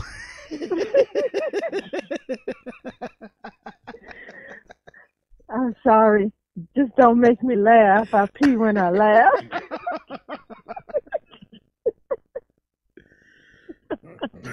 That's funny. Okay, so oh my God. Yeah, so we're just laughing at some crazy shit. I have another video that I'm gonna put on in a second, but I just want to go back to if there was any other articles worth talking about. I know because there was a bunch of things that happened this week. But again, and I always talk about and I'm gonna take 9 out of 10 times. Dominican men are one of the most violent and jealous boyfriends ever, and I'm gonna just say, just by seeing the person's last name, but a pregnant woman was stabbed after a domestic dispute with her boyfriend early Tuesday, and this man stabbed her in her pregnant stomach till she lost the baby. Yeah, so which was her boyfriend. The 30-year-old woman is in critical condition, but the unborn baby has died. The suspect, 30-year-old Oscar Alvarez, turned himself after the vicious stabbing in the concourse section of the Bronx. A domestic dispute between a man and his pregnant girlfriend turned violent early Tuesday after she was stabbed in the torso, leaving her critically injured and her unborn baby dead. The circumstances leading up to the 30-year-old pregnant woman being stabbed over and over again in the Bronx were not immediately known, but the suspect, who cops have not identified, did turn himself in. The suspect, 30-year-old Oscar Alvarez, is facing charges of attempted murder, assault, and criminal possession of the weapon. It wasn't immediately clear if he had an attorney. It is not clear if Alvarez is the baby's father. It was also not known how far along the woman was in her pregnancy. The super in the building tells the news that the victim had just the other day said she wished her mother, who died only last year, was alive to see her pregnant. And again, shit is very sad. Now, I don't know if Oscar Alvarez is Dominican or not, but I'm just gonna say maybe he is. Maybe I'm wrong. But for those of you that live in New York City, especially uptown in the Bronx, y'all know Dominican men don't play. They will go into a beauty salon and kill everybody over an argument. They don't play. Oh yeah, they'll shoot up everybody, stab everybody over some fucking domestic dispute. Dominican dudes are crazy. And I always say it's a Dominican dude. No, I 8 out of 10 times I guarantee you Oscar Alvarez be a Dominican dude. I know they just flip out like that every time they have a problem with their girls or their girlfriends, and then people flip out. Not just Dominican men, but these Dominicans, they go all out. I'm gonna kill you. I'm gonna kill the baby. Nobody's having life. Nobody's gonna be able to have you, and it's justified in their mind. They just flip. So, what do you think that's about? I don't know. I know. What is listen, it I've been about to DR Dominican? many times. I know a lot of Dominican women. Most Dominican women hate Dominican men because they beat on them, they cheat on them, and for the most part, you get yourself a good Dominican woman, she will take care of you. Just take care of her. Just show her some love. She will love you, take care of you, feed you. I mean, treat you like a king if you treat them the way they should be treated. But for some reason, you go to DR and these girls, they hate Dominican men. They want nothing to do with them. it just can't. It's just something about Dominican men. They're abusive. Either if they drink, they do drugs, but they're really, really loose with the hands. So you Wow. ask most Dominican women, they will never ever say anything nice about Dominican men. But that's just from my dealings with I Yeah, know a lot of your Dominican experience friends. with Dominican men and women. Yeah. I can't say that I've been around enough to, make a judgment Oh yeah. one way or the other.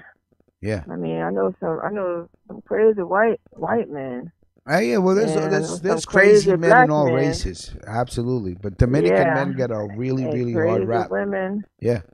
But I mean, man, some of this is like, man, that's hardcore to stab her in the stomach like that. Like, whoa. Hey, listen. Are all Dominican men bad? Nope. I go to DR all the time. It's a beautiful country.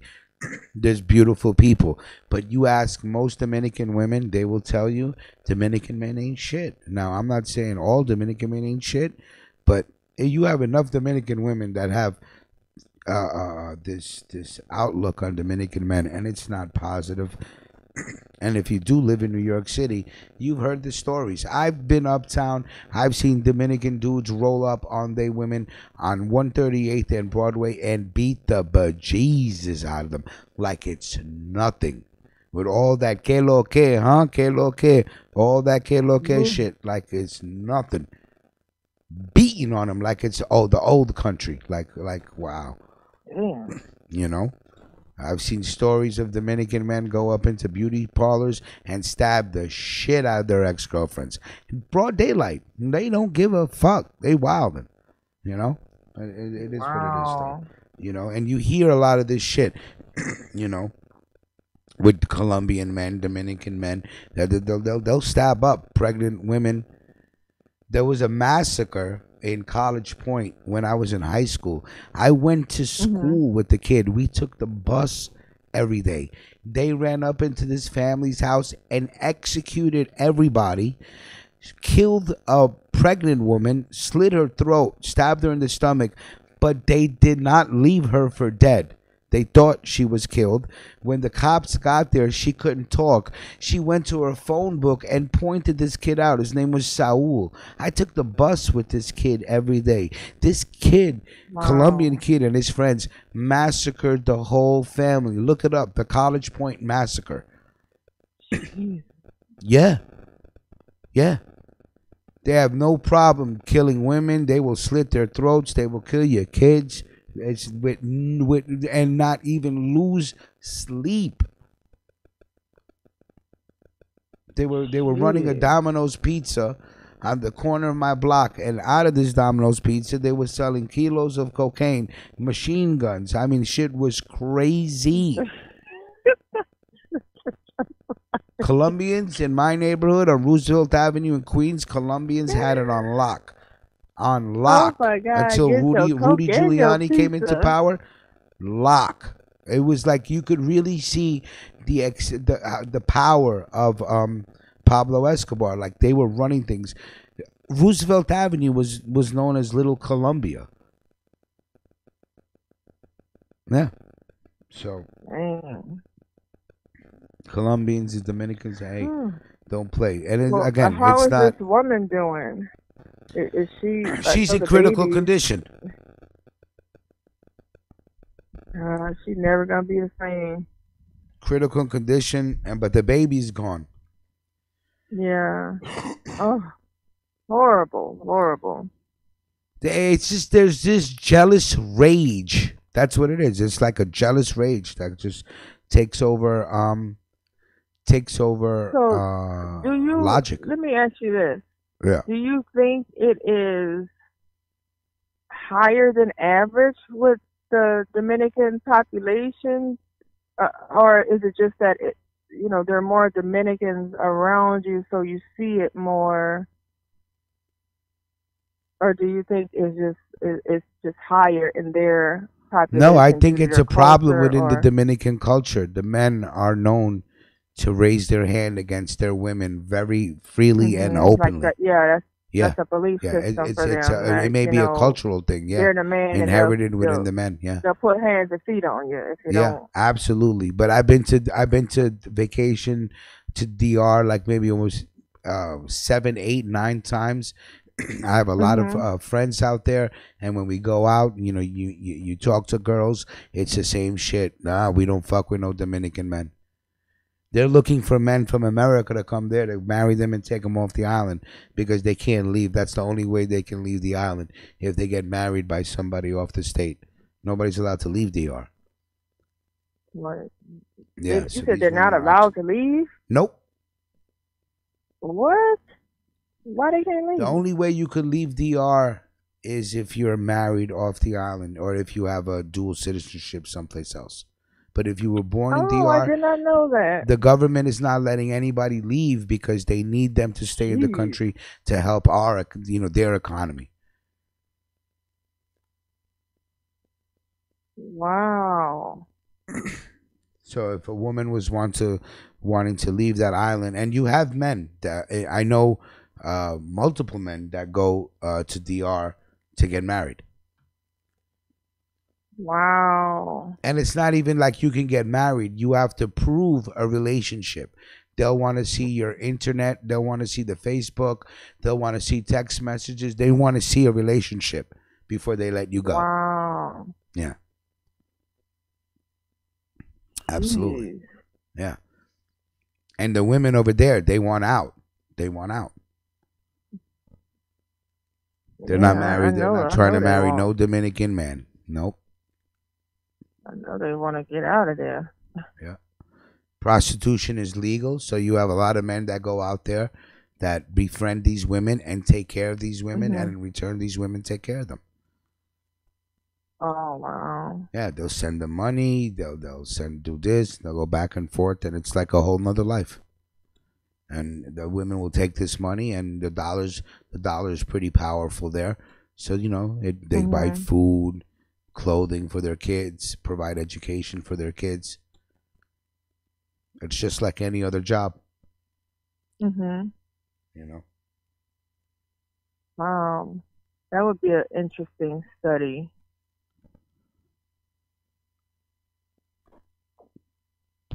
Even in India, like there was an article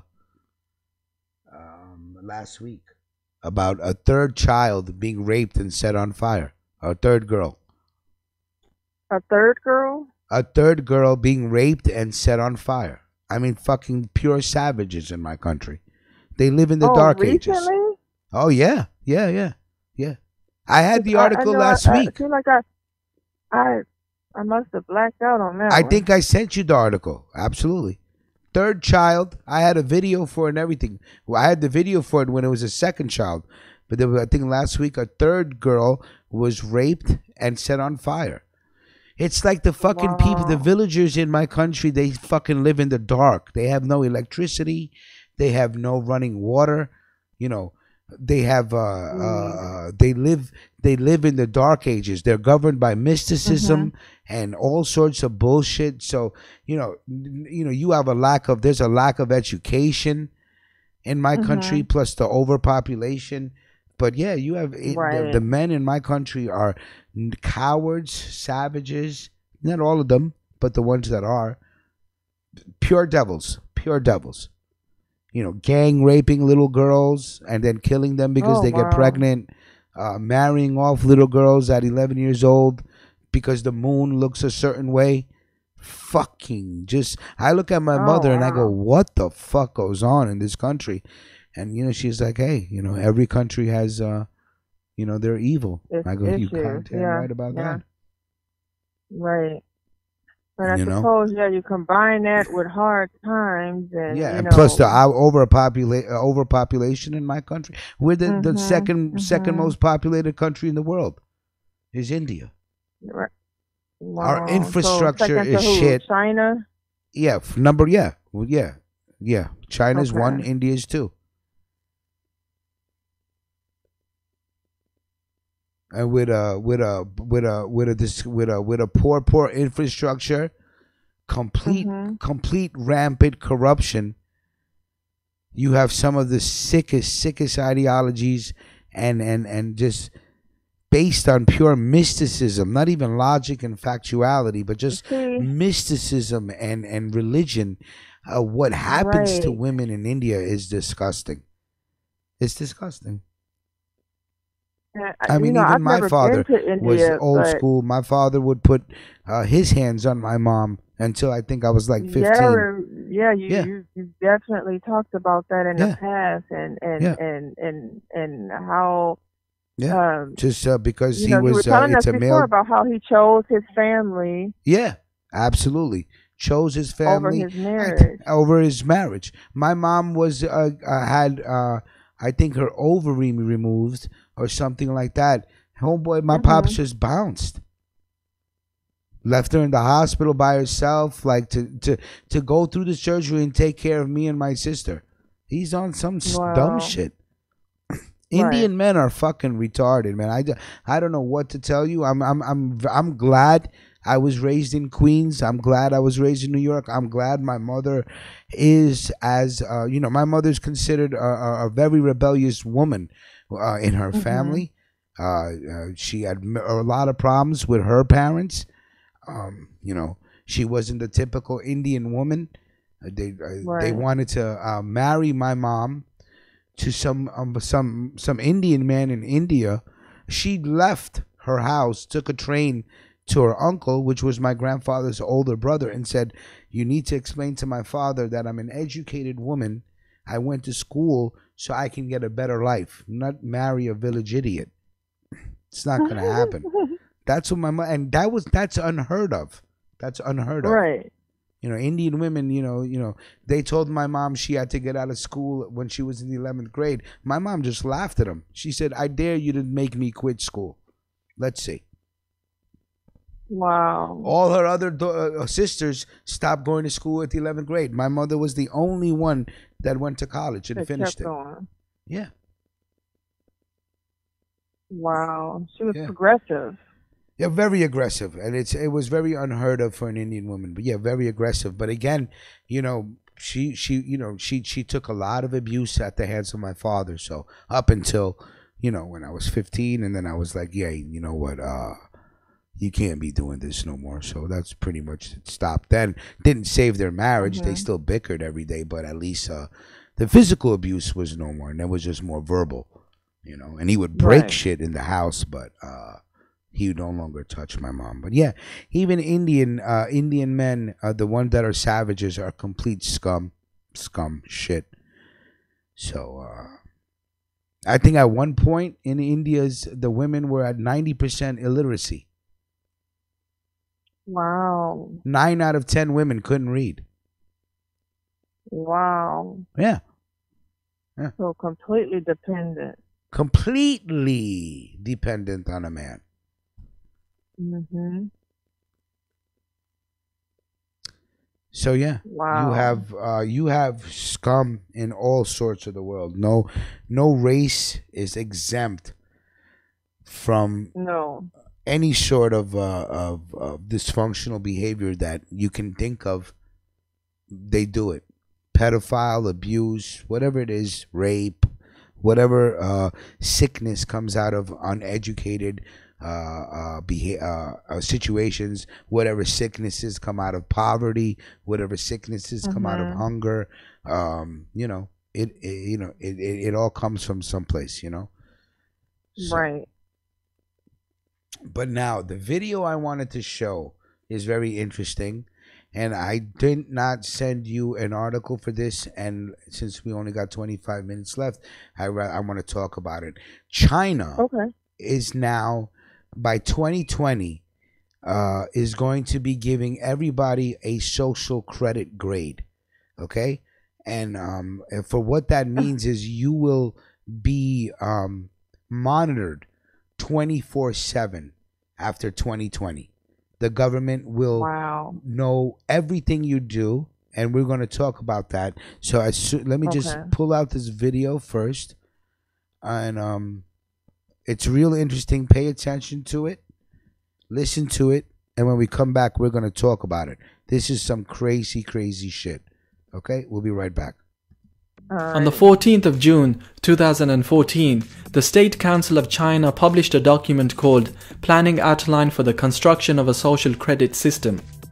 What was being proposed was a rating system that would be fully implemented into society, that is not only meant to establish citizens' trustworthiness, but is available for everyone to see. Although the system is currently voluntary, it is set to become mandatory in 2020. Citizens would be constantly monitored, judged for their actions, and basically evaluated based on every choice they make and action they take.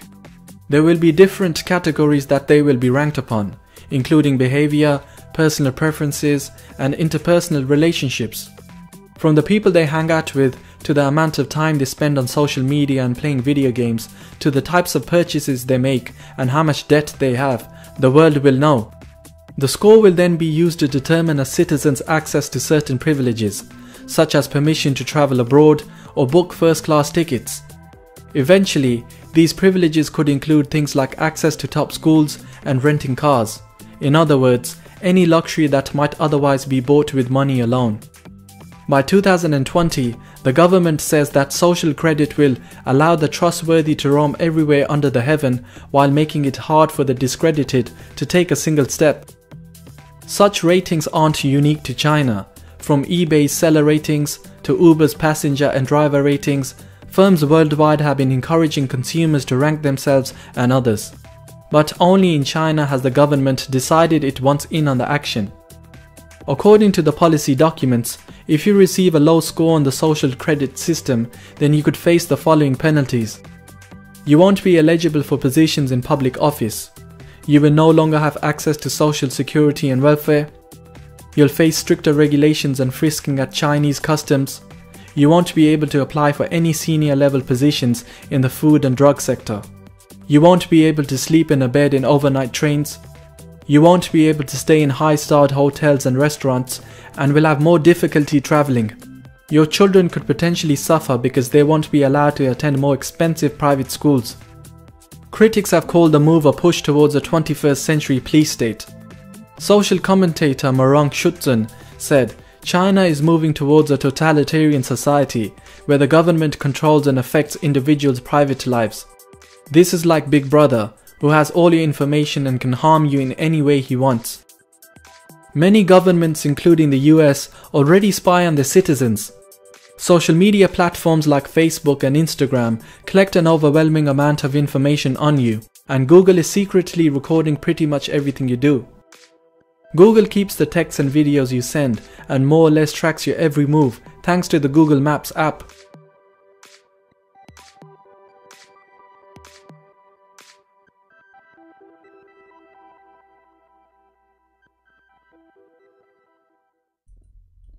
All right.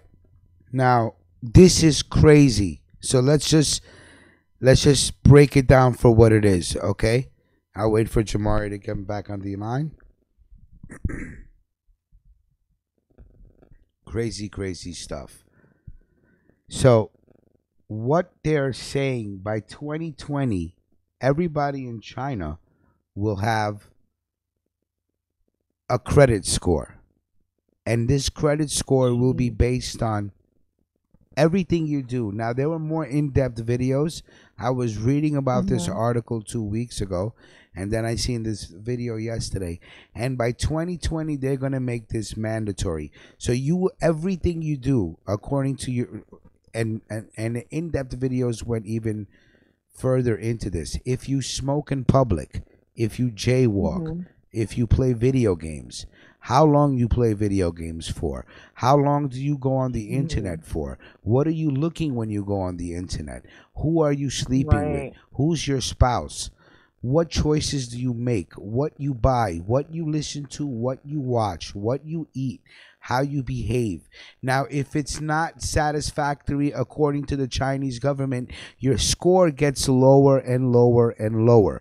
The lower your score goes, the less you as a Chinese citizen will have access to. You will have no access to welfare. You will not have access to a better education. You will not have access to planes and trains. You cannot get first class tickets. You cannot get better jobs. You will not be able to roam freely. You'll be frisked at checkpoints if your score is low. So what we are talking about is complete Big Brother, complete a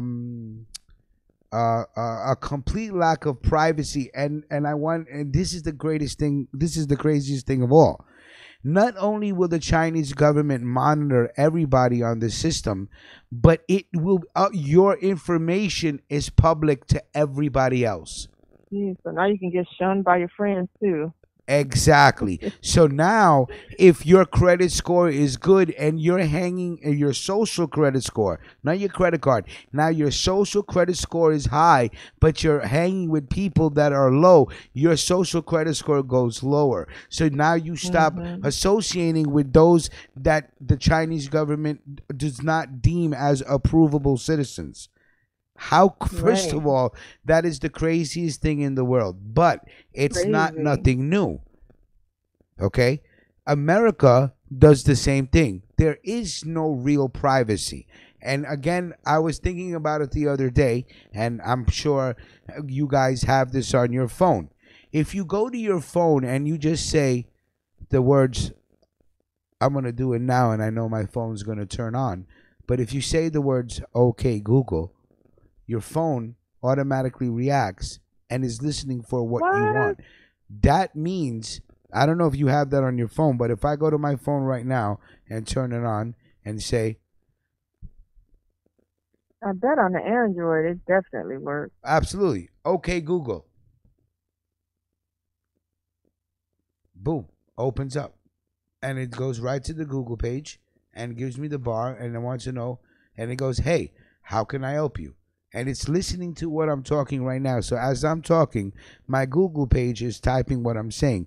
What that means is Google listens to everything you say all the time. Yeah.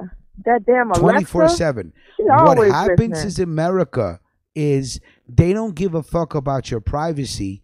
They're going to tell you that you have privacy, but you don't, because they're coming out with more and more technology to recognize your face. There's cell phone companies that are giving away your location real time, even though they're not supposed to. But here's the difference. They don't give a fuck what you buy. They don't care if you're watching porn. They don't care what kind of porn you're watching. They don't care what kind of food you're eating. They don't care if you're doing drugs. They don't care if you're into weapons. They don't care what you're doing, because they want that information to sell you more product. China wants the information so you can behave the way they want you to behave. If your credit score is low, even if you have money, you're not going to get what you want. That's what they're telling you, that your money doesn't mean nothing to them. They want your absolute loyalty, and they want you to behave a certain way. Yeah, because if you criticize the government, you're going to probably have a low score. Anything you do that's against what they deem as a good citizen gets your score lower and lower. But the lower the score, the less you're allowed to do while you live in China. First of all, that concept is fucking unbelievably crazy. It's not new. It's called I can't say the word. Totalitarian. Yeah, there you go. Thank you. Right. So it's not something that's unheard of, but the way they're doing it with that number, it becomes a number game. That's crazy. Right.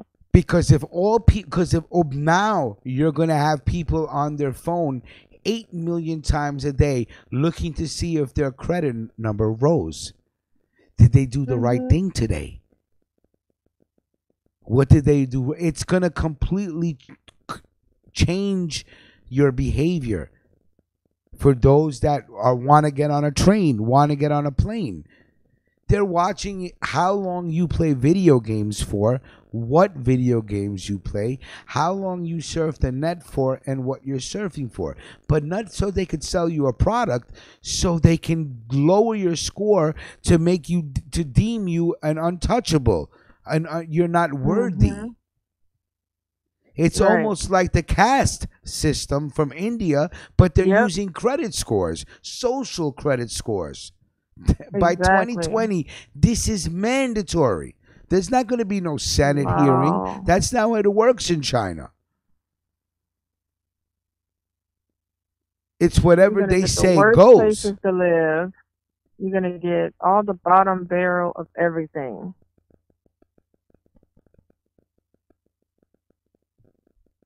They're going to treat you like a criminal, basically. And for those that watch Black Mirror on Netflix, Jamari, have you heard of this show, Black Mirror? I have. I have not had a chance to.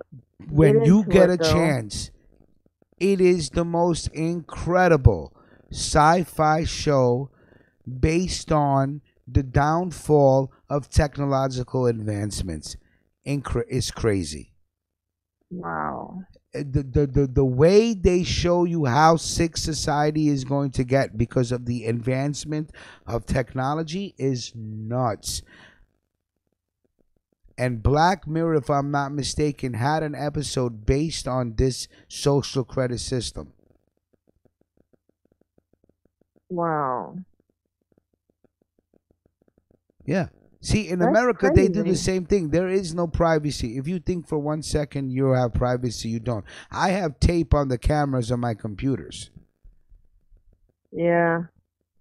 Because if your phone is waiting for you to say just 2 words to activate it, so Google could ask you how I can help you. Can you imagine how many words it's listening for in order to figure out if you're a terrorist, if you're a drug dealer, if you're a pedophile, are you a sex trader?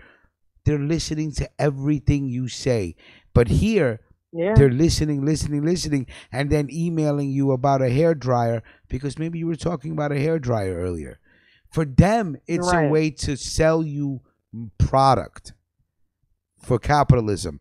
For China, a communistic society, they want total obedience. That's what they want.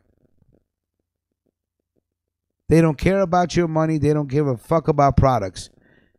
Total obedience. If you want to take planes, if you want to rent a car, you want to get your kids into a good school, you want to be able to take advantage of the welfare system, we need total obedience. Wow. The more you obey, the higher your score goes. The higher your score goes, like they said, you'll be able to roam free under the heavens. My God. That's crazy. Man, it is insane. And again, there's nothing new about the Big Brother ideology. They're doing it now. They've been doing it now in our country. None of our information is private. Everything is being taken from us, assimilated, and then formulated, and brought back into such a way where they can pinpoint you with products. Consume, buy, purchase. That's the only reason why they're into our cell phones. Give up our privacy. Instagram. They get us used to it, little Facebook, by little. Right. So they don't gotta hijack it shit. They've developed it in a way where they'll say, "Hey, you'll give it to us willingly." Oh, you have kids? They're still babies. Let's send some commercials for baby products your way. That's all they're doing. Yeah, you go sign into Amazon. You got a bunch of shit in your cart. You're like, "What is this shit?" Alexa done threw it in there for you. Right. Because you was talking about it. You gotta unplug her, take her offline, everything. Because every time you say her name, she's like, yes, yes. If a commercial says her name, she comes on. Recording and listening. So this situation in China, this social credit system, I'm going to be paying close attention to this because this is from a psychological point of view, as a student of just loving psychology, this is a gigantic psychological experiment. Mm-hmm. Because look at what it's going to do now. Now, if you behave good and if you obey, we'll give you something. You'll have access to things. I mean, can you imagine just what goes through your mind if you're someone saying, okay, I have a chance to excel just by obeying and behaving good and doing what I'm told, and my score goes up. So even if I want to do this, I'm not going to do it because if I do it, I'm not going to get it. It's just crazy. Think of all the things one has to contemplate. To carry something around that says what your score is, so you can show everybody. Yeah, and everything you do is documented. So if you eat bad food, your credit goes down. But if you eat good food, your credit goes up. Maybe if you do exercise, your credit goes up. But maybe if you like dancing, your credit goes down. It's fucking sick. Think of everything you have to contemplate. All this fake shit. Where do they fit in? Selling the fake rice, fake purses, fake toothpaste, fake Viagra. Where do they fit in? Because they selling there's a whole shit. Dark black market right now about gutter oil. Got to be low. That they're selling these reused oil again. Not again. Yeah, gutter oil, some shit like that. They were talking about it, where they were using gutter oil to make products or food or shit. I don't know, or reusing oil and shipping it back. I don't know. Yeah, they try to clean. Yeah, they cleaning it up and then. Yeah. So when you have the largest population in the world, and you happen to be a nation that is ready to become a complete totalitarian state, it's just, again, from a psychological point of view, it's phenomenal to observe. I'm sure people are going to be doing papers about this shit, studies on this shit. I find it very interesting. Will people wig out? Will suicides go up? Will crime go up? Will people become? Will there be a rebellious movement? Will there be a faction like we're not going to have this, and it becomes freedom fighters versus Big Brother? I don't know, but this is a crazy psychological example. Yeah, they seem like very accepting of it so far. Like it's a good thing. Like right now it's voluntary. By 2020, it becomes mandatory. I find it interesting the timing of this because at the same time, Amazon is pushing the facial recognition to the police. The police. We have that article. We didn't talk about that. To the police. So, I just find it very interesting that the timing of this. We got what was it? TKE. Is that the name of the company?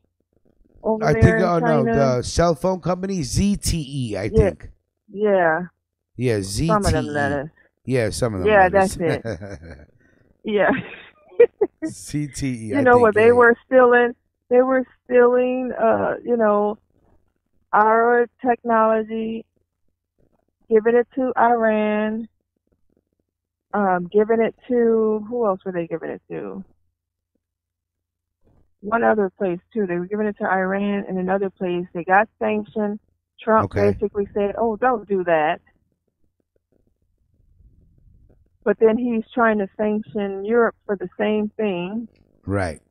For dealing with the Iranians. But at the same time, lifting a sanction for China. And remember when he was running for office, he was so hard on China. He said China's been screwing us. China's this. China's destroying us. Yep. Yes, they don't. They send a lot in, they don't take enough out.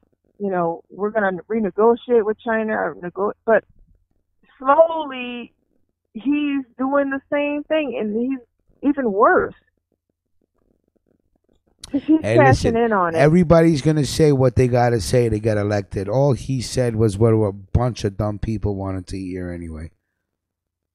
Well, yeah, but now he's making money off it behind the scenes. So his They always do. and it's so blatant what he's doing, and it's like nobody cares. It's so obvious. Like he's not even clever or hiding it. It's out there. It's open. It's very obvious. What he's doing, and all he's saying is, oh, he doesn't own the company. His kids are running the company, but you're still going to profit from that company. Right. I don't care if your kids are running a day-to-day, which we know they're not, but you're still going to profit off of that, and you're still taking money from the people you're lifting the sanction for and punishing other people for the same thing,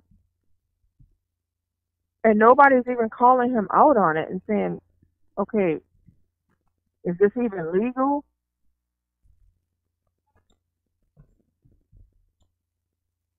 Because if it is legal, it's right up to the line. Right. Like, it's like right there. Because it is so blatant. I was reading an article yesterday as well that I think some NY and New York City schools are going to start using facial recognition programs for the students.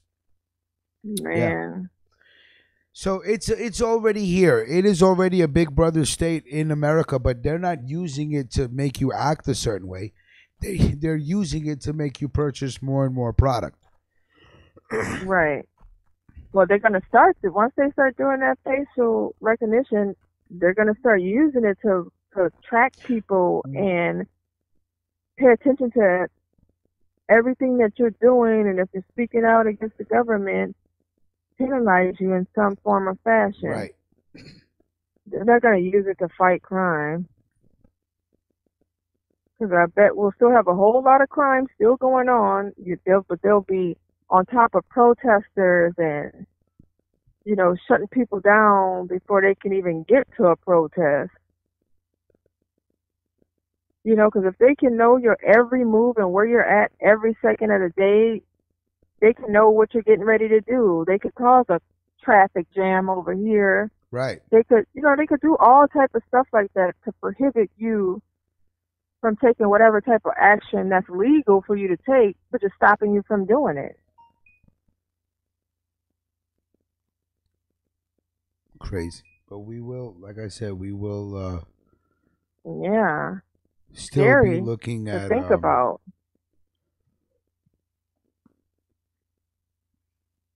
Still, I we mean, will I can still see look that at being this used against social credit voters. system. Let me ask you, what do you think of stopping the people China? from What do you think voting. of this? What they're doing in China? Good thing or bad thing?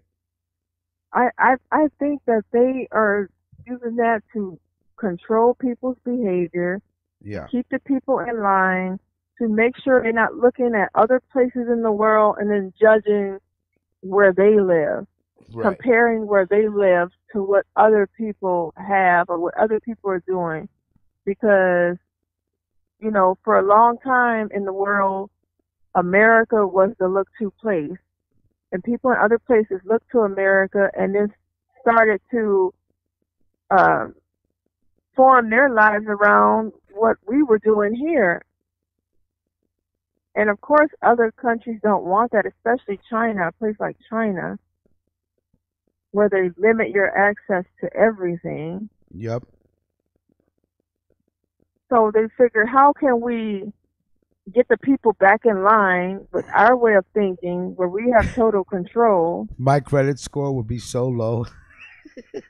Right. If I was So in China. they may have the ability to see what's going on in the world, but they might not even want to look, because All right. I'm not going to mess my score up. I don't want to live in a swamp, in the rice fields or whatever. Well, they're saying, So it's just a way low for the scores government. will just keep you blocked out from welfare, from better jobs, from better education for your kids, from being able to get a bed on a train. You Right. wouldn't be able to get a bed on a train because your credit score is too low. So that's Right. just Or insane. or it may just make people accept their lot in life, accept what the hand they are dealt. Because you know how sometimes in China, depending on what family you're born into, your job is already picked out for you. Your future is pretty much already planned for you. And if your family is rice pickers, then you're going to be a rice picker. They're going to give you housing in the rice field. So I imagine at some point somebody says, I don't like this shit. I don't want to be a rice picker. You know, I want to go to school. I want to, you know, be an engineer or whatever. They say, no, your family is rice pickers. You stay over here. Yeah, that's some crazy shit as well. Right. So if they can, so now if you, you know, do things that are out of line with that, they could lower your score and make it impossible for you to try to do something else because your score is so low.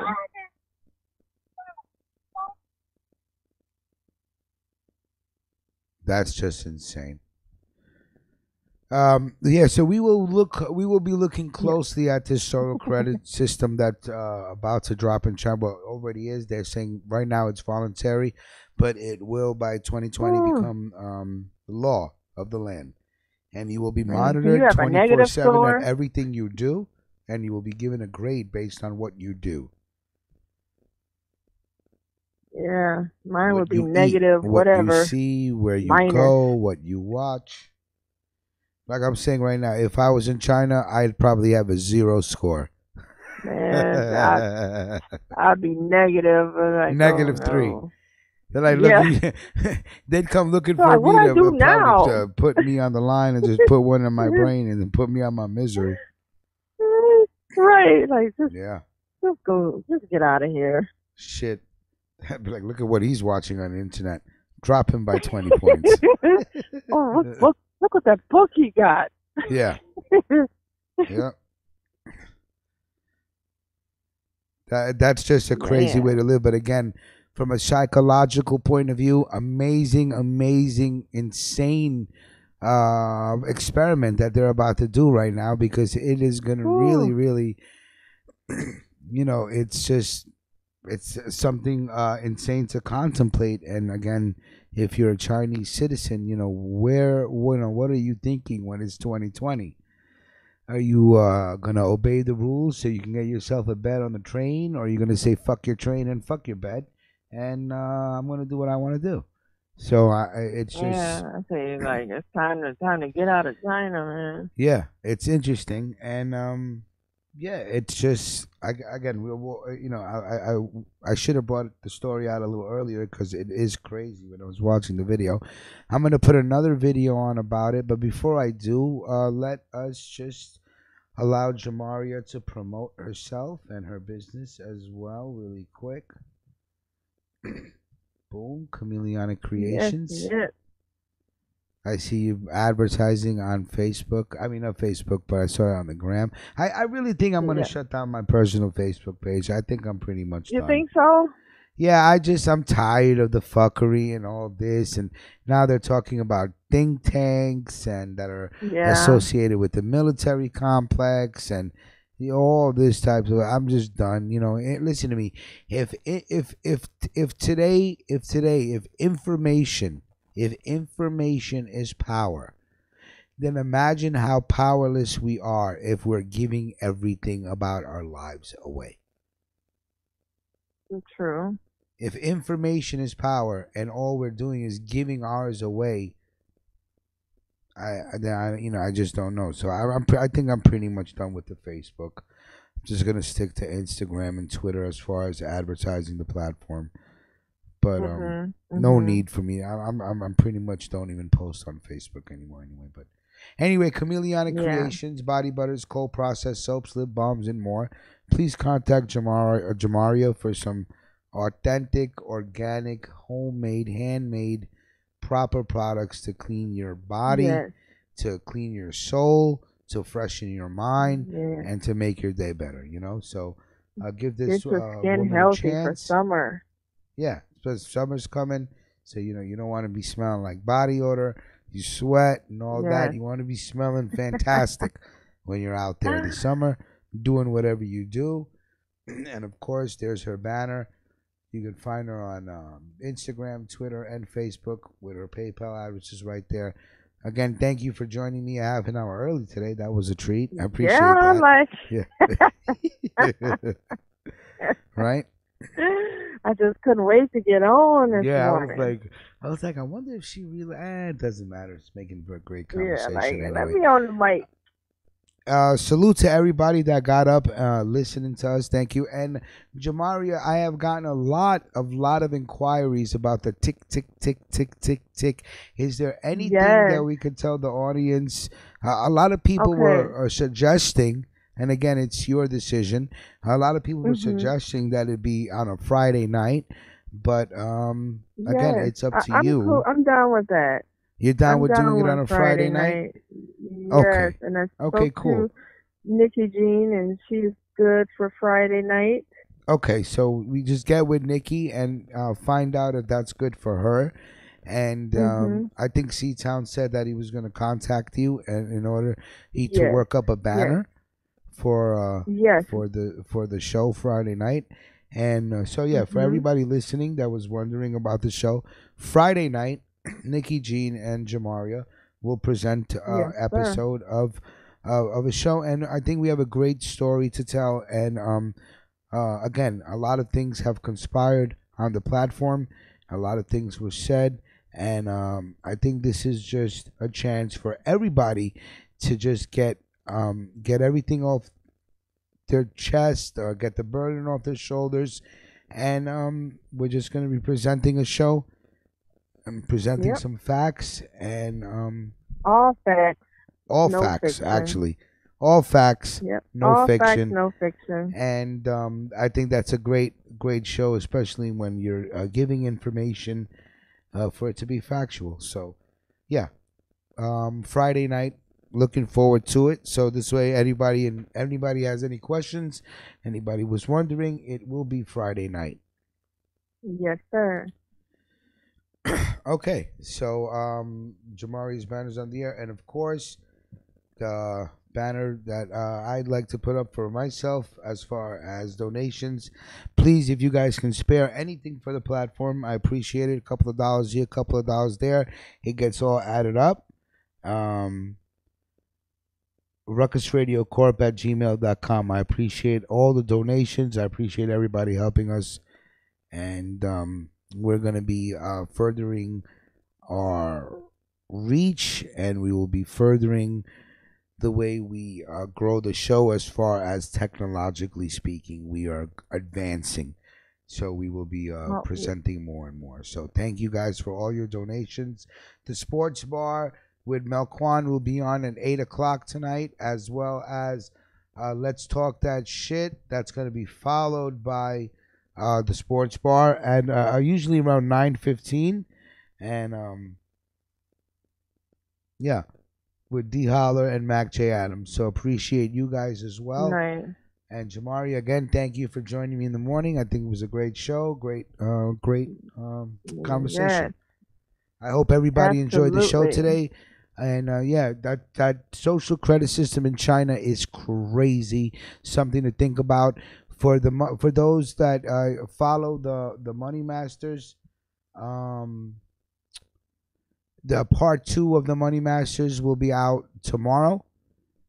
Nice. I will have that recorded today and fixed and touched up, and we'll have part 2 of the Money Masters tomorrow.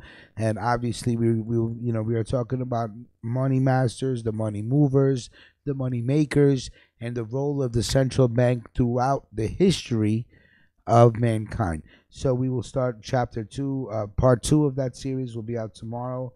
And that's it. I want everybody to have a great day. Jamaria, have a great day. We're going to take out the show with one more video about China.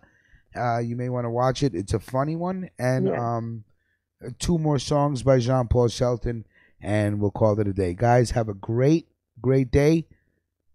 Be peaceful, have a great day, be guys. humble, be smart. Jamaria, again, thank you so much for joining me. Yes, thanks for having me. Thanks for listening, guys. Bye-bye. All right. Thank you.